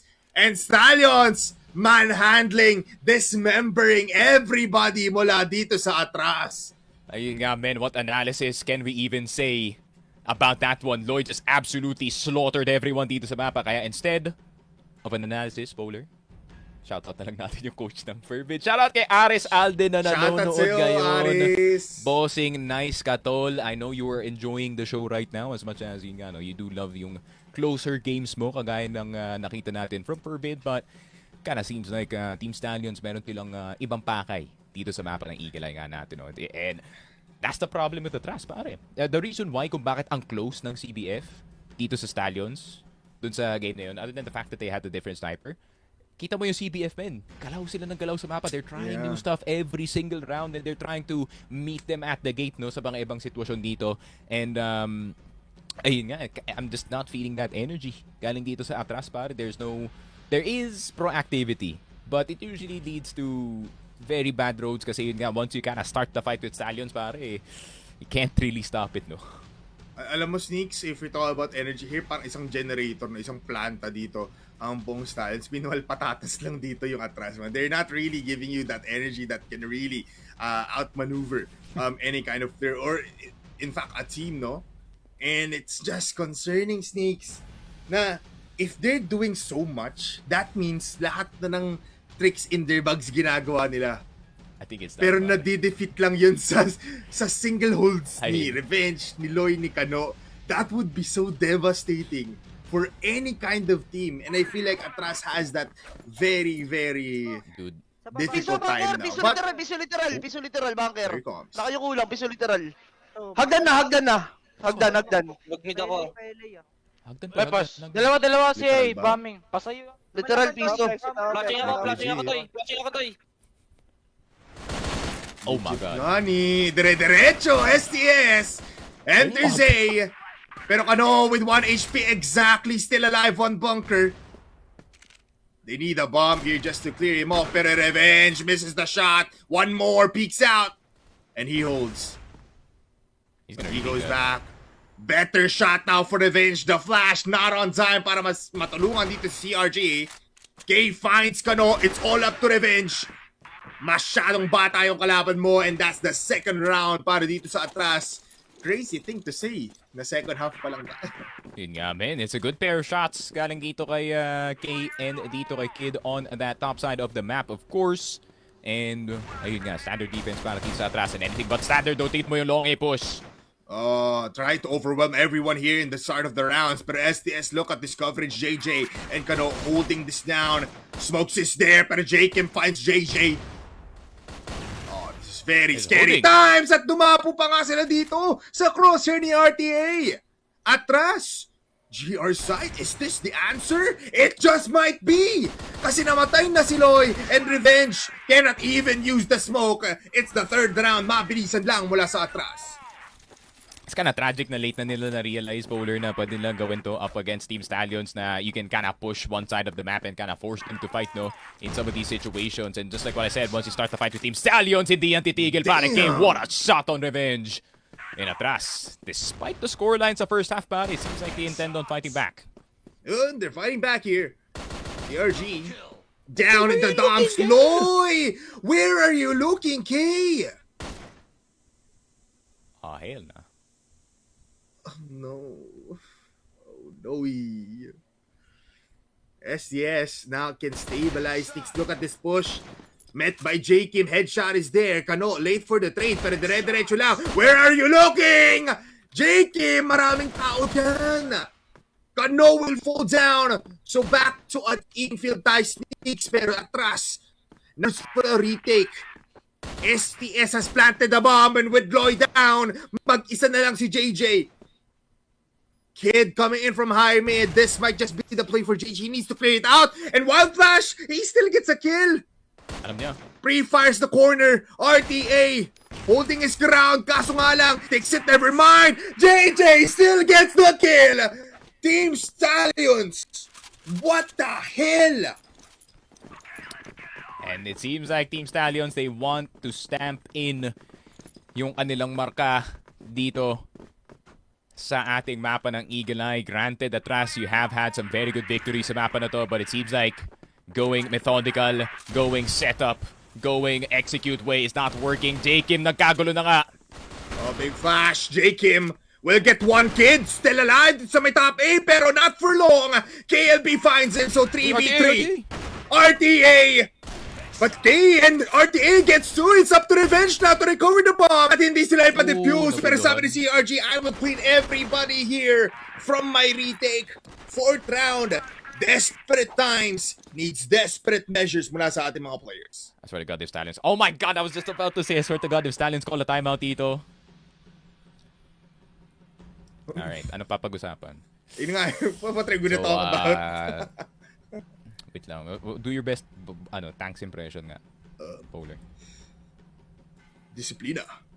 Mhm. In the name of God, we will be coming into this game na kaya mo yan eh. Hindi kasi may wobble gum. Kailangan may ganun. Omsin. W method. Ano? Dire-diretso lang. Revenge, ba't ang tagal mo? Kaya ka namin pinasok dito. Dapat para yung, up. yung mahabang Atras na tuloy. Mahaba na ba yung sneaks para sa'yo? Yun, saktong-sakto. Okay. Sinasabi niya, masyado yata kayong makulit, mga bata kayo. Oh. And then Revenge is like, what? What? Ako? Me? Pwede naman. Sabi na dito, pwede naman pare. You know, he's a bit on the younger side naman itong si Revenge pare. Pero yun nga, I feel like this timeout is definitely just to remind itong Team Stallions na, you know, sa classic tanks way, it's like, we do not disrespect our opponents and we respect every single one of them. Parang ganun nga pare. And totoo naman yung sinabi ni Coach Tanks na, you know, he's the type of guy to look for complete domination pagdating sa liga na to. Granted na medyo nag-U-turn, no, ever since that exit game. Pero, you know, I feel like for every other team dito sa ating group stage, para that is still the intent in mind para dito sa SDS. Granted, you know, may konting road bump lang, kumbaga, para dito sa Stallions. It really doesn't bother the entire ride papasok sa ating playoffs, pare. Alam mo, it's actually pretty insane, no, na ito nga yung pinagsabi natin dati last time na parang nung interview si Tanks, gusto niya daw total domination.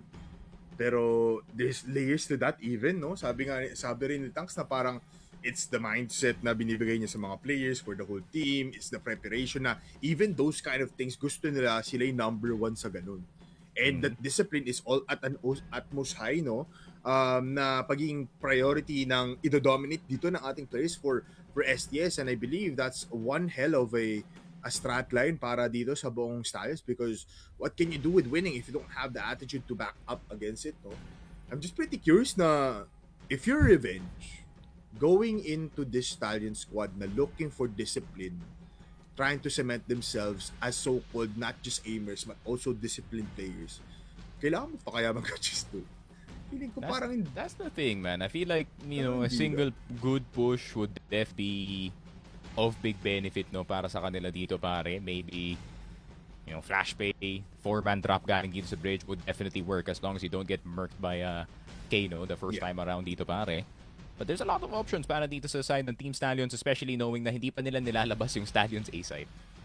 Yung nagtatapon sila habang tumatakbo, pare. And I feel like Attras definitely is prepared for that type of fight, kasi kita mo naman ang nangyari dito kanina, no? I feel like Attras is trying to cancel yung mga setups dito na Stallions early by denying Doghouse, by denying...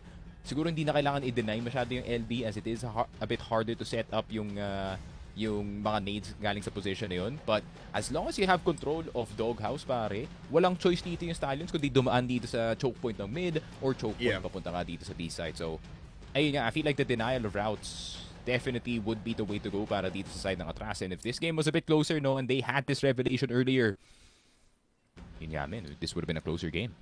Yeah, you could instantly see din, no, Sneaky, mo dun sa ating previous round na parang Attras, they recognize na maraming players ang manggagaling dito sa may LA side. So, rotations were at an immediate reaction. That's why Kid was already there. That's why CRG nakapag-rotate agad. And yeah, Attras very much ready in these kinds of scenarios na parang the signature push onto A na dire-diretso lang, throw yourselves together with the bodies and the grenades. But it looks like we're taking a little bit more time here sa ating timeouts, no? So, Sneaky, we're gonna be looking forward to our next game. It is gonna be a next round actually. But technical pause muna for hours, so we have a little bit of time here to talk about things. But Sneaky, any improvements though mula sa ating map number 1 para dito sa Attras?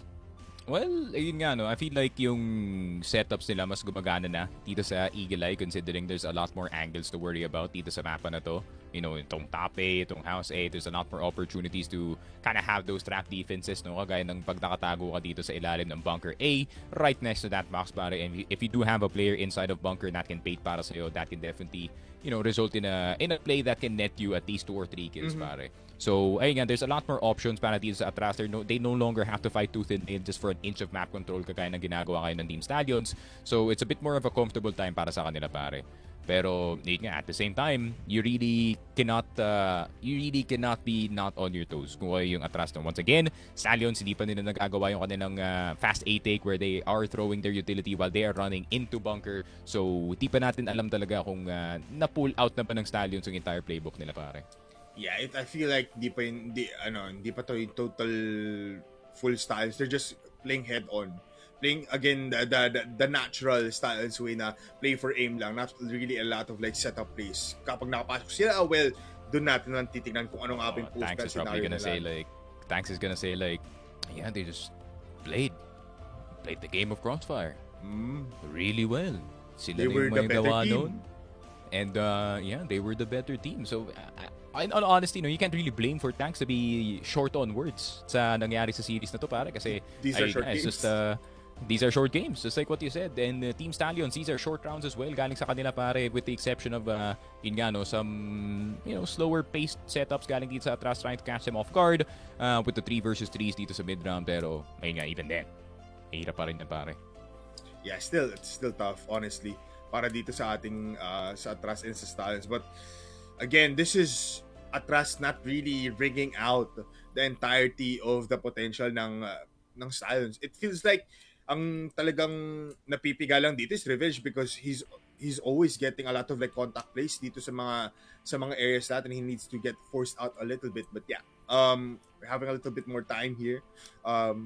Big shouts to Tanks since we're even for kay Boss Ang coming in for Attras, no. So we do have a little bit of DCs mula sa ating players of STS. So don't you worry, they'll come back. Saw si JJ disconnect and reconnect, no, pare. So I feel like they're feeling it on both sides of the server, pare, no? So it's not just exclusive dito sa Attras or the Team Stallion side. I feel like everybody is definitely going through their issues. And yun nga, bipolar. I think, I don't know if the antenna is pointed at the right satellite, pare, pero hopefully bumilis nga para sa'yo yung internet mo rin. It's better na. Ayun nga, and I hope it keeps going, pare, kasi may gagawin pa tayo mamaya right after the stream. So, ayun nga, hopefully, you know, everybody has got good internet. Actually, Polar, let's just give the entire Philippines good internet if we had that power. Yeah, kaso wala, hopefully. pare. And, ayun nga, we're going nowhere with this one, pare. The technical pause is definitely frying our brains dito sa ating stream. And, ayun nga, it just seems like we're just waiting for the inevitable dito, pare. The score is literally 9-4 dito sa ating mapa. Yeah. It's only one more round though for STS. Alam mo, Sneaks, ito yung siguro never pumasok sa isip ko when you think about STS na they're not really having a hard time pagdating sa closing ng rounds, no? Just to close out a map. And I feel like that's such a crucial thing to have when you're a team that is gunning out for total domination. No? You really have to have that instilled, and that's the talent that you need. That's sheer aim and winning prowess. But with K down, that's a sniper already out of the picture mula dito sa Attras. And look at this, ina-expect ng Attras na bigla silang diretso, pero biglang tumigil ang mundo for STS. They're holding out LB. It's low-key funny yun, pare. Nakakaharakan pa si JJ at si whoever is gonna try to get long B first. Pero JJ, nakapasok na ng hotel. It will be a full hotel setup para sa Stallions, pero may nagkakalat pa rin na mid, eh. Loy can definitely still do some damage. It will be AB split Sneaky. Magpupush na dito si Revenge together with Loy on high mid. Meanwhile, the rest of the players, dediretso ng side. So Kit needs to find something, kaso wala siya nakita doon, Sneaks. Talagang dugo at bala lang. And KLB now into the side. Will kill off CRG.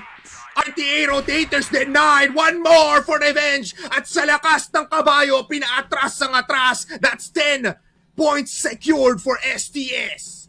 And there it is after about 20 intermissions, pare. We finally made it to the end of this series. Attras, as much as I'd love to say na it was a close series, it wasn't. It really wasn't, pare. Stallions would just absolutely smack you down on the ground, RKO'd you from the top rope. Anything to describe your domination dito sa mapa natin. So, ayun nga, Team Stallions getting their due win dito sa mapa natin. And yun nga, kinda reinforces yung point, no? Yung sinabi ko about sa Attras. And I hate that I have to say this, no? Kasi I'm a big fan of J-Kim. Ayun nga, teams like that Swiss stage win dito sa VP.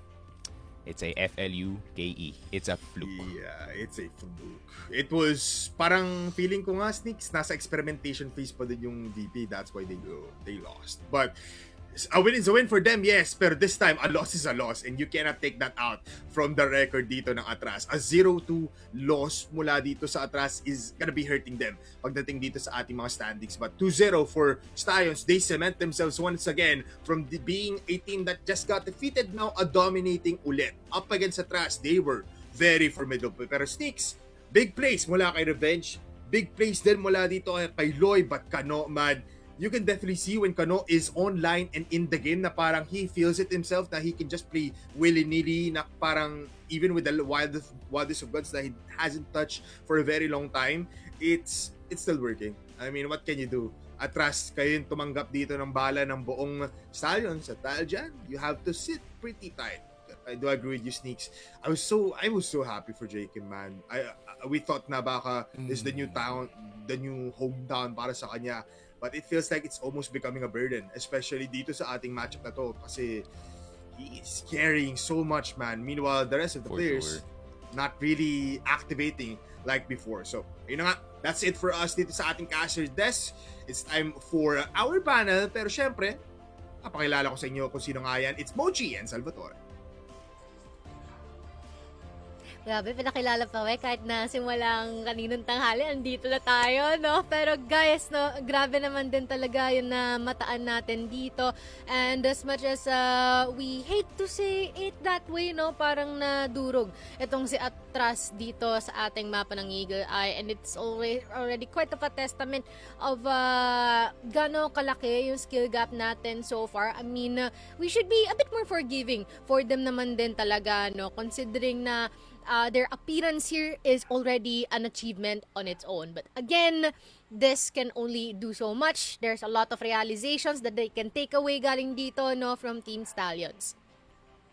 Well, no, Mochi, to sum it all up, set number 1, set number 2, ganun lang din talaga yun eh, no? AKA si KLB lang din. Sinarado niya yung buong series na yun with one of the most insane calls I've ever seen talaga, no? Like, he's very on point sa mid-rounding talaga at basang-basa niya talaga dito every single bit of movement na ginagawa ng Attras. At kung magbo-boil down naman talaga tayo sa usapang barilan daw, Bochi, haabot tayo ng susunod na millennium eh, no? Kasi ganun kalalim yung pinakita ng Team Stallions dito pagdating talaga sa gun skill. So no debate on whatsoever on that one. Kitang-kita naman talaga na every step of the way from flicks ni Revenge, yung mga entries ni Kanu at ni Loy, yung mga lurks ni JJ, which is very, very much felt eh, no? Kasi pinagpapalit mong dalawang yan. Kano minsan naglalurk, si JJ minsan nagiging attack, hindi mo talaga maintindihan. Pero right now, it kind of feels like eto na ata, yun yung pinaka-absolute na playstyle na gagana at gagana talaga sa Team Stallions. Ang wala, Evolution Power, Rock Esports, ang dating talaga nila, no?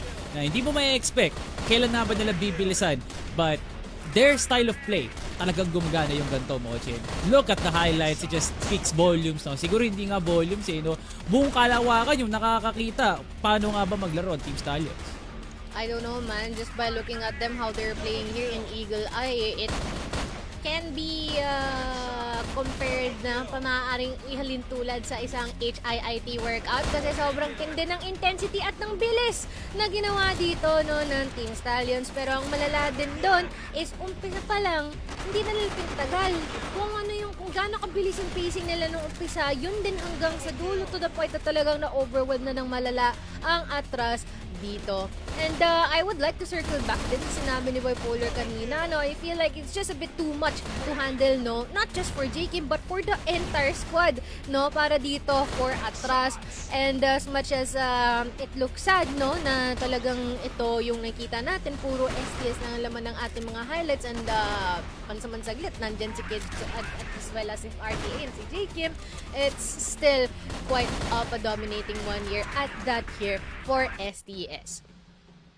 Yeah, definitely right on the money, no, Mochi, na everything the Team Stallions did just turned gold at the end of the day. Exactly. Take a look at Loy. 19 kills, Mochi. We played 14 rounds. He has Grabe. 19 kills. Kalma, Loy. Baka ma-regular ka niya na. At ito pa talagang At 40 malupit. headshots. 5 lang dun. 5 lang dun. Body shots lang. Tas lahat na? 14 headshots Grabe. para dito kay Loy. And despite no the heroics from RTA, the IGL, ramdam mo talaga yung pinagkaiba ng impact kills ni RTA and as well as kay Loy. Set summary says everything about this game na kung merong buhay na Revenge at Kano can never really have a very good run. Kung mapapansin mo na, Mochi, the times na wala si Revenge at si Kano, nakukuha nga nila yung capitalization na yun just based off of dueling talaga. No? Hindi mo talaga alam ano ang approach ng Attras nun. But eto na nga ang ating MVP, no, that being Loy. Yep, 2.71 KD lang naman ang kanyang tinamasa dito.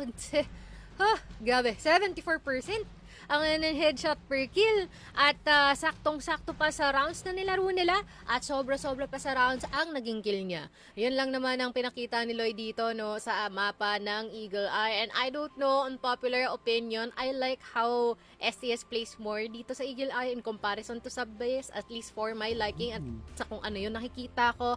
Pero eto nga ang ating overview, no. 2-0 here where Team Stallions been able to just sweep away itong serye natin, no, against Attras Esports. Grabe, no? 6 rounds lang ang nakuha dito, no, ng Attras Esports. Just sets a very, very huge evidence, no, na talagang kinuha ng Team Stallions ang buong larong yon. And right now, we'll be crowning our match MVP yet again. Wow! Ayan na siya. Yeah, I think this is pretty new, no? Parang yung kay Cetra kanina. This is so new in our eyes. Charot.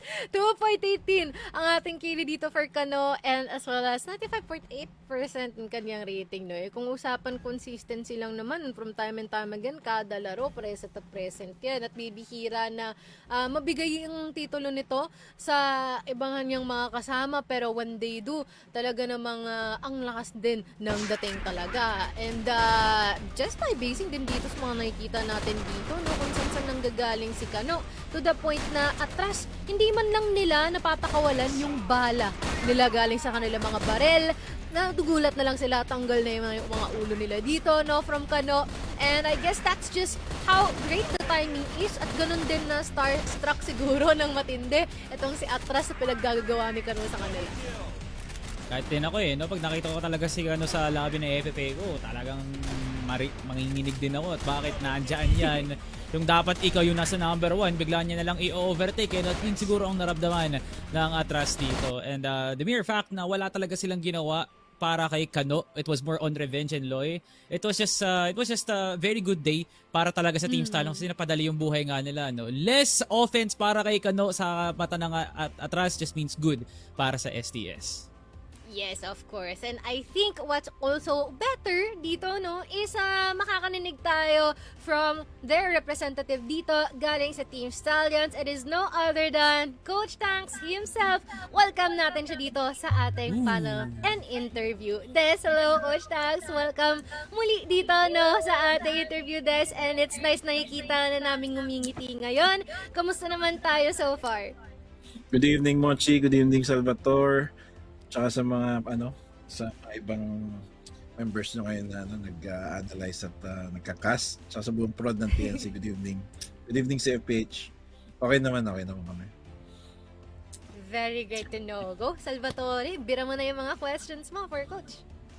Alright, Coach Tanks, very dominating game, pero I just feel like na merong mensahe tong laban nyo up against Attras because it was just that convincing, no? Considering na tinalo ng Attras ang Virtus Pro, anong mensahe ang binibigay ng laban na to para sa mga nanonood and especially sa mga teams na makakalaban nyo sa susunod na araw?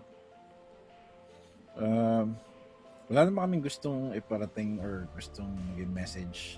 We just do us. Bahala na sila paano lang interpret yung performance namin today. Basta kami, we will prepare for everyone. That's for sure. Liking Okay, yun, the yun lang focus. naman. Focus kung focus nga, no, Coach Tanks. And I think, Coach Tanks, it's just right na itanong ko ito, no. According kanina sa naging interview namin with Coach Shane, no, na very nakagulat din yung mga sinabi niya. Ang first time na hindi ko siya nakita nga nag-trash talk in a way, no. Pero I am wondering if you have the same sentiments with definitely pushing farther. And if nakakaramdam ba kayo ng pressure, especially na may mga teams na dumidikit sa performance natin so far? We acknowledge everyone's improvement, but hindi kami nape-pressure, no? Kasi 2 years na rin naman kami magkakasama eh. Hindi na siya para sabihin na baguhan pa rin ba kami, hindi na eh. Kasi 2 years na kami mula UM, then we transition to Team Stallions now. I think pressure would be the last thing for us. Siguro ang kalaban na lang namin talaga yung sarili namin eh. If we don't prepare the right way, if we don't put in the work, siguro yun yung pinaka pressure. Siguro minsan ako pag sa training namin baka medyo pagdating sa oras or sa higpit, syempre kailangan ko maging mahigpit or maging dito strict pagdating sa training sa kanila. Pero pressure sa kalaban, I don't think so. No offense sa kanila. We acknowledge. Pero yun. We are still confident. I see. Follow-up question, no? Sorry, Salvatore, no? Wala. Not being pressured dito, no, for our teams, like with the likes of Execration, for name drop na rin natin. Do you think, though, na they are a threat with the current standing na meron ang Team Stallions alongside with Virtus Pro? Sorry, pakiulit para mas masagot ko na Do you maayos. think po ba, Coach, na threat sila ngayon sa standing at estado ngayon ng Team Stallions and as well as Virtus Pro? Sino yung sila? What in particular? Sino yung sila? Execution and as well as Fervid. Well, we've always looked at everyone as a threat. Kung sino man nasa harap namin threat yan, so we have to eliminate. Ganun yung approach namin lagi. Walang particular. Wala. So, kahit sino nasa harap namin, threat yan. Regardless So, of the title. kailangan eliminate I ang see. threats. Yes. Everyone is a threat. Everyone is practicing. Everyone is everyone is grinding. Everyone wants to go to EWC. Everyone wants to be a champion. Pero syempre, at the end of the day, nasa competition kami, and the way we look at it, lalo na ako, yung paano ko transfer sa kanila yung mindset na meron ako. Kailangan we treat everyone as the same. Walang mas mahina, walang mas malakas. Pare-pares lang yan. Basta kasi nasa harap natin, talunan natin. Ganun ang mindset. Which is a very great mindset to instill talaga, no, Coach? Sige, go, Salvi. Ayun, Coach Tang, sa final siguro fuel para talaga sa Team Stallions no? What can we expect for Team Stallions knowing na you guys hit a hurdle pero na-recover nyo kagad yung sarili nyo with this amazing series up against Attras. Now, with EWC looming in the corner, tapos medyo technically half in the league na nga tayo ngayon. What can we expect from Team Stallions moving forward dito sa ating group stage? Just watch our matches. Then, obviously, nagkaroon kami setback last match namin against Exe. Just watch our performances kasi ang focus namin yun is to be a better all-around team, ganun. Hindi kasi nga, 'di ba? Obviously, kahit kayo naman ang laging sinasabi is like yung duels ganyan, malakas talaga bumaril, pero definitely we have to be better all around. May literal na. Very well said. Yeah, literal na better all around and being well-rounded.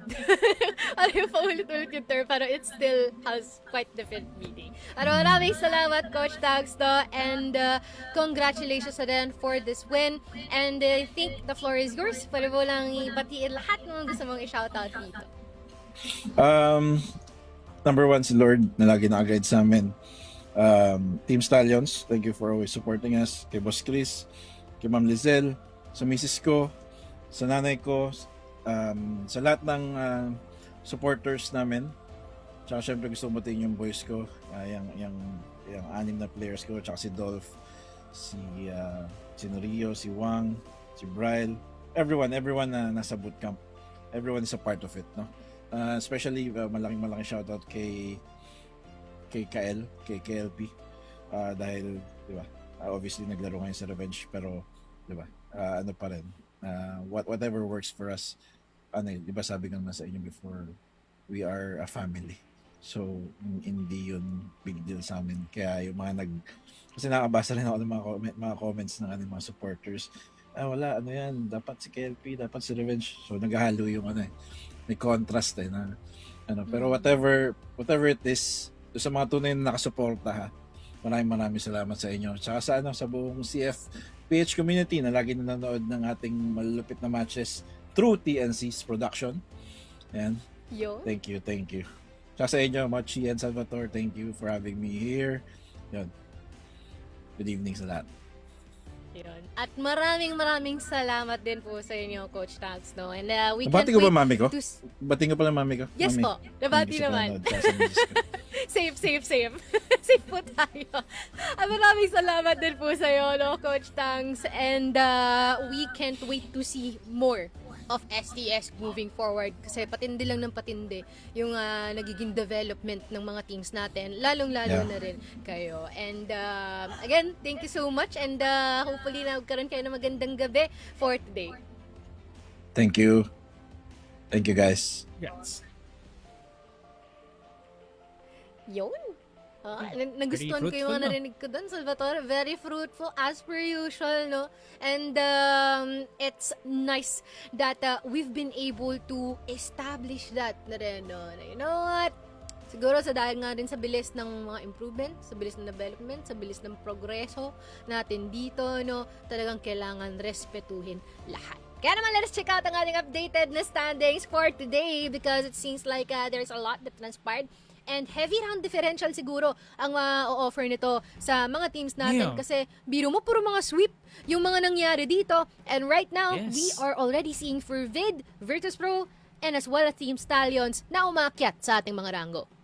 Medyo nagpa-pile up na yung mga losses sa loss column natin, no, Mochi, at nagsisibilangan na nga dito ang mga side ng acceptance, Attras, and as well as dito nga sa comeback friends, no. So medyo nagkakaroon nga ng onting effect, something of sort of a ripple kung tatawagin nga, no, kung paano ka sila nakakatayo ngayon. Pero Team Stallions from number 6, they went up to number 4. That is very, very nice to see, no, na medyo napapalago na nga ng Team Stallions. Essentially, yung 10-2 at 10-4 nila, malaking impact yun sa naging round differential.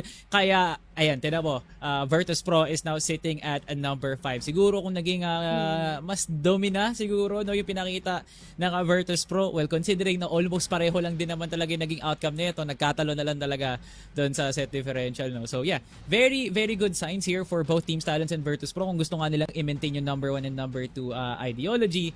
Pero then again, no, Mochi, ang tunay na competition pa rin naman talaga, I feel like this is all just formalities. Playoffs pa rin talagang inaabangan ng mga tao eh. Totoo, no? Parang ang talo na lang nun is yung kung saan sila matatapat at kanino sila matatapat, no? Pagdating sa ating playoffs bracket. Pero ito nga, ang ating tomorrow schedule. We are gonna have Veteran versus Team Acceptance, Starring Bobby versus CBF, and last but not the least, Execration versus Matches. Execration, no? Gutom na gutom makuha nga ang kanilang pangatlong panalo and matches, they need to break the chains dito, no? Break the curse, tanggalin nyo na, pre! Magiging panlima na yan and that would look pretty bad sa kanilang win-loss record no? Kasi syempre matches, playoff caliber team, palaging runner-up yan at inaabangan sila ng Fervid and same goes here for Execration. It would not be a playoff masters pag wala talaga ang matches. Kaya all I'm saying is, no, lock in matches. Solid nga naman talaga yung laban niya against Execration and that's going to be our main event for tomorrow. And same goes here naman for our Roseo brothers and sisters, hoping that they could make a lasting impression for tomorrow. Baka sakaling meron na ngang bago dito sa ating Sabado. Totoo, no? And dude, hindi ko malaman ano ang mangyayari tomorrow pag nagtapat ang matches and as well as Execution and we might potentially get some hurtful truths. But let's see na lang, no? Hayaan na natin silang maglaban dyan for tomorrow. Pero bago tayo mag-end, Salvatore, baka meron ko mga gustong batiin din dyan, no? Kasi it's already time check, 9:33 p.m., no? Friday. Akala ko Sabado na. Insane, no? Friday. Yeah, alam mo, 2 days tayo, no? Hindi pa, guys, hindi pa mawawala ang action dito sa ating CROSSFIRE Philippines. Sa mga hindi pa updated, no? Please like and share. Follow nyo na nga rin yung mga social media dito ni CROSSFIRE Philippines para updated naman kayo, no? Maraming salamat dyan sa ating viewers, sa aking family, sa aking mga co-casters, and especially sa production, no? Sa lahat na nanonood dyan. Maraming salamat. Stay tuned for more updates. Ongoing pa rin ang aming caster na e-coin giveaway. Kaya make sure na kung di ka pa nakakasali, oras na para sumali nga doon. Guys, abangan nyo pa nga sa mga susunod na update sa aming CROSSFIRE Times sa Facebook page kasi kami ay maglalabas ng isang malupitang podcast kasi naririnig din na kami, guys. Wala kaming maikuda dito. No? Kailangan na namin magsalita ng nagpagkarami-rami ng higit 2 oras para malaman nyo kung ano nga ba ang hulma ng CROSSFIRE nga ngayon. Yun lang naman na Salvatore. Ako nga pala si Salvatore, no? Yun nga pala. Ako pala si Salvatore. Sige, Mochi, sara mo na. Nalimutan niya pa kung sino siya. Pero guys, no, podcast, nako, abangan ninyo yan, no? Napaka-fruitful for sure yung mga magiging usapan and as well as hot takes dyan. Pero yun na nga, no, maraming salamat sa lahat ng mga nandito ngayon sa ating broadcast. Unang-una dyan kay Smilegate, no? Thank you so much for giving ang avenue para dito from grassroots hanggang sa pro at kanunok-nunukan ng mga magagaling dito sa Pilipinas, no? Binibigyan nyo na plataforma para talagang maipakita kung ano ang kanilang talento sa larangan ng CROSSFIRE. Maraming salamat sa ating production TNC, always ensuring that our broadcast is always top-notch, no? And hopefully na nakakain na rin kayo dyan.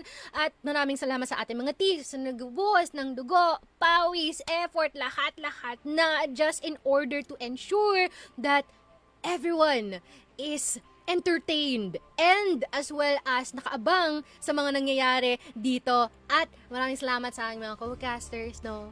Wala ako dito kung wala rin kayo. Gigilig na yan. Pero as well as sa'yo, no? Maraming salamat sa'yo kasi ikaw ang bumubuo dito sa CROSSFIRE Philippines. CROSSFIRE rocks, guys. And that is why, always remember to keep the fire burning kasi for now, tayo ay mag-goodbye muna at tomorrow, meron na naman tayong aabangan na CROSSFIRE sa buong araw. See you tomorrow. Di ko lang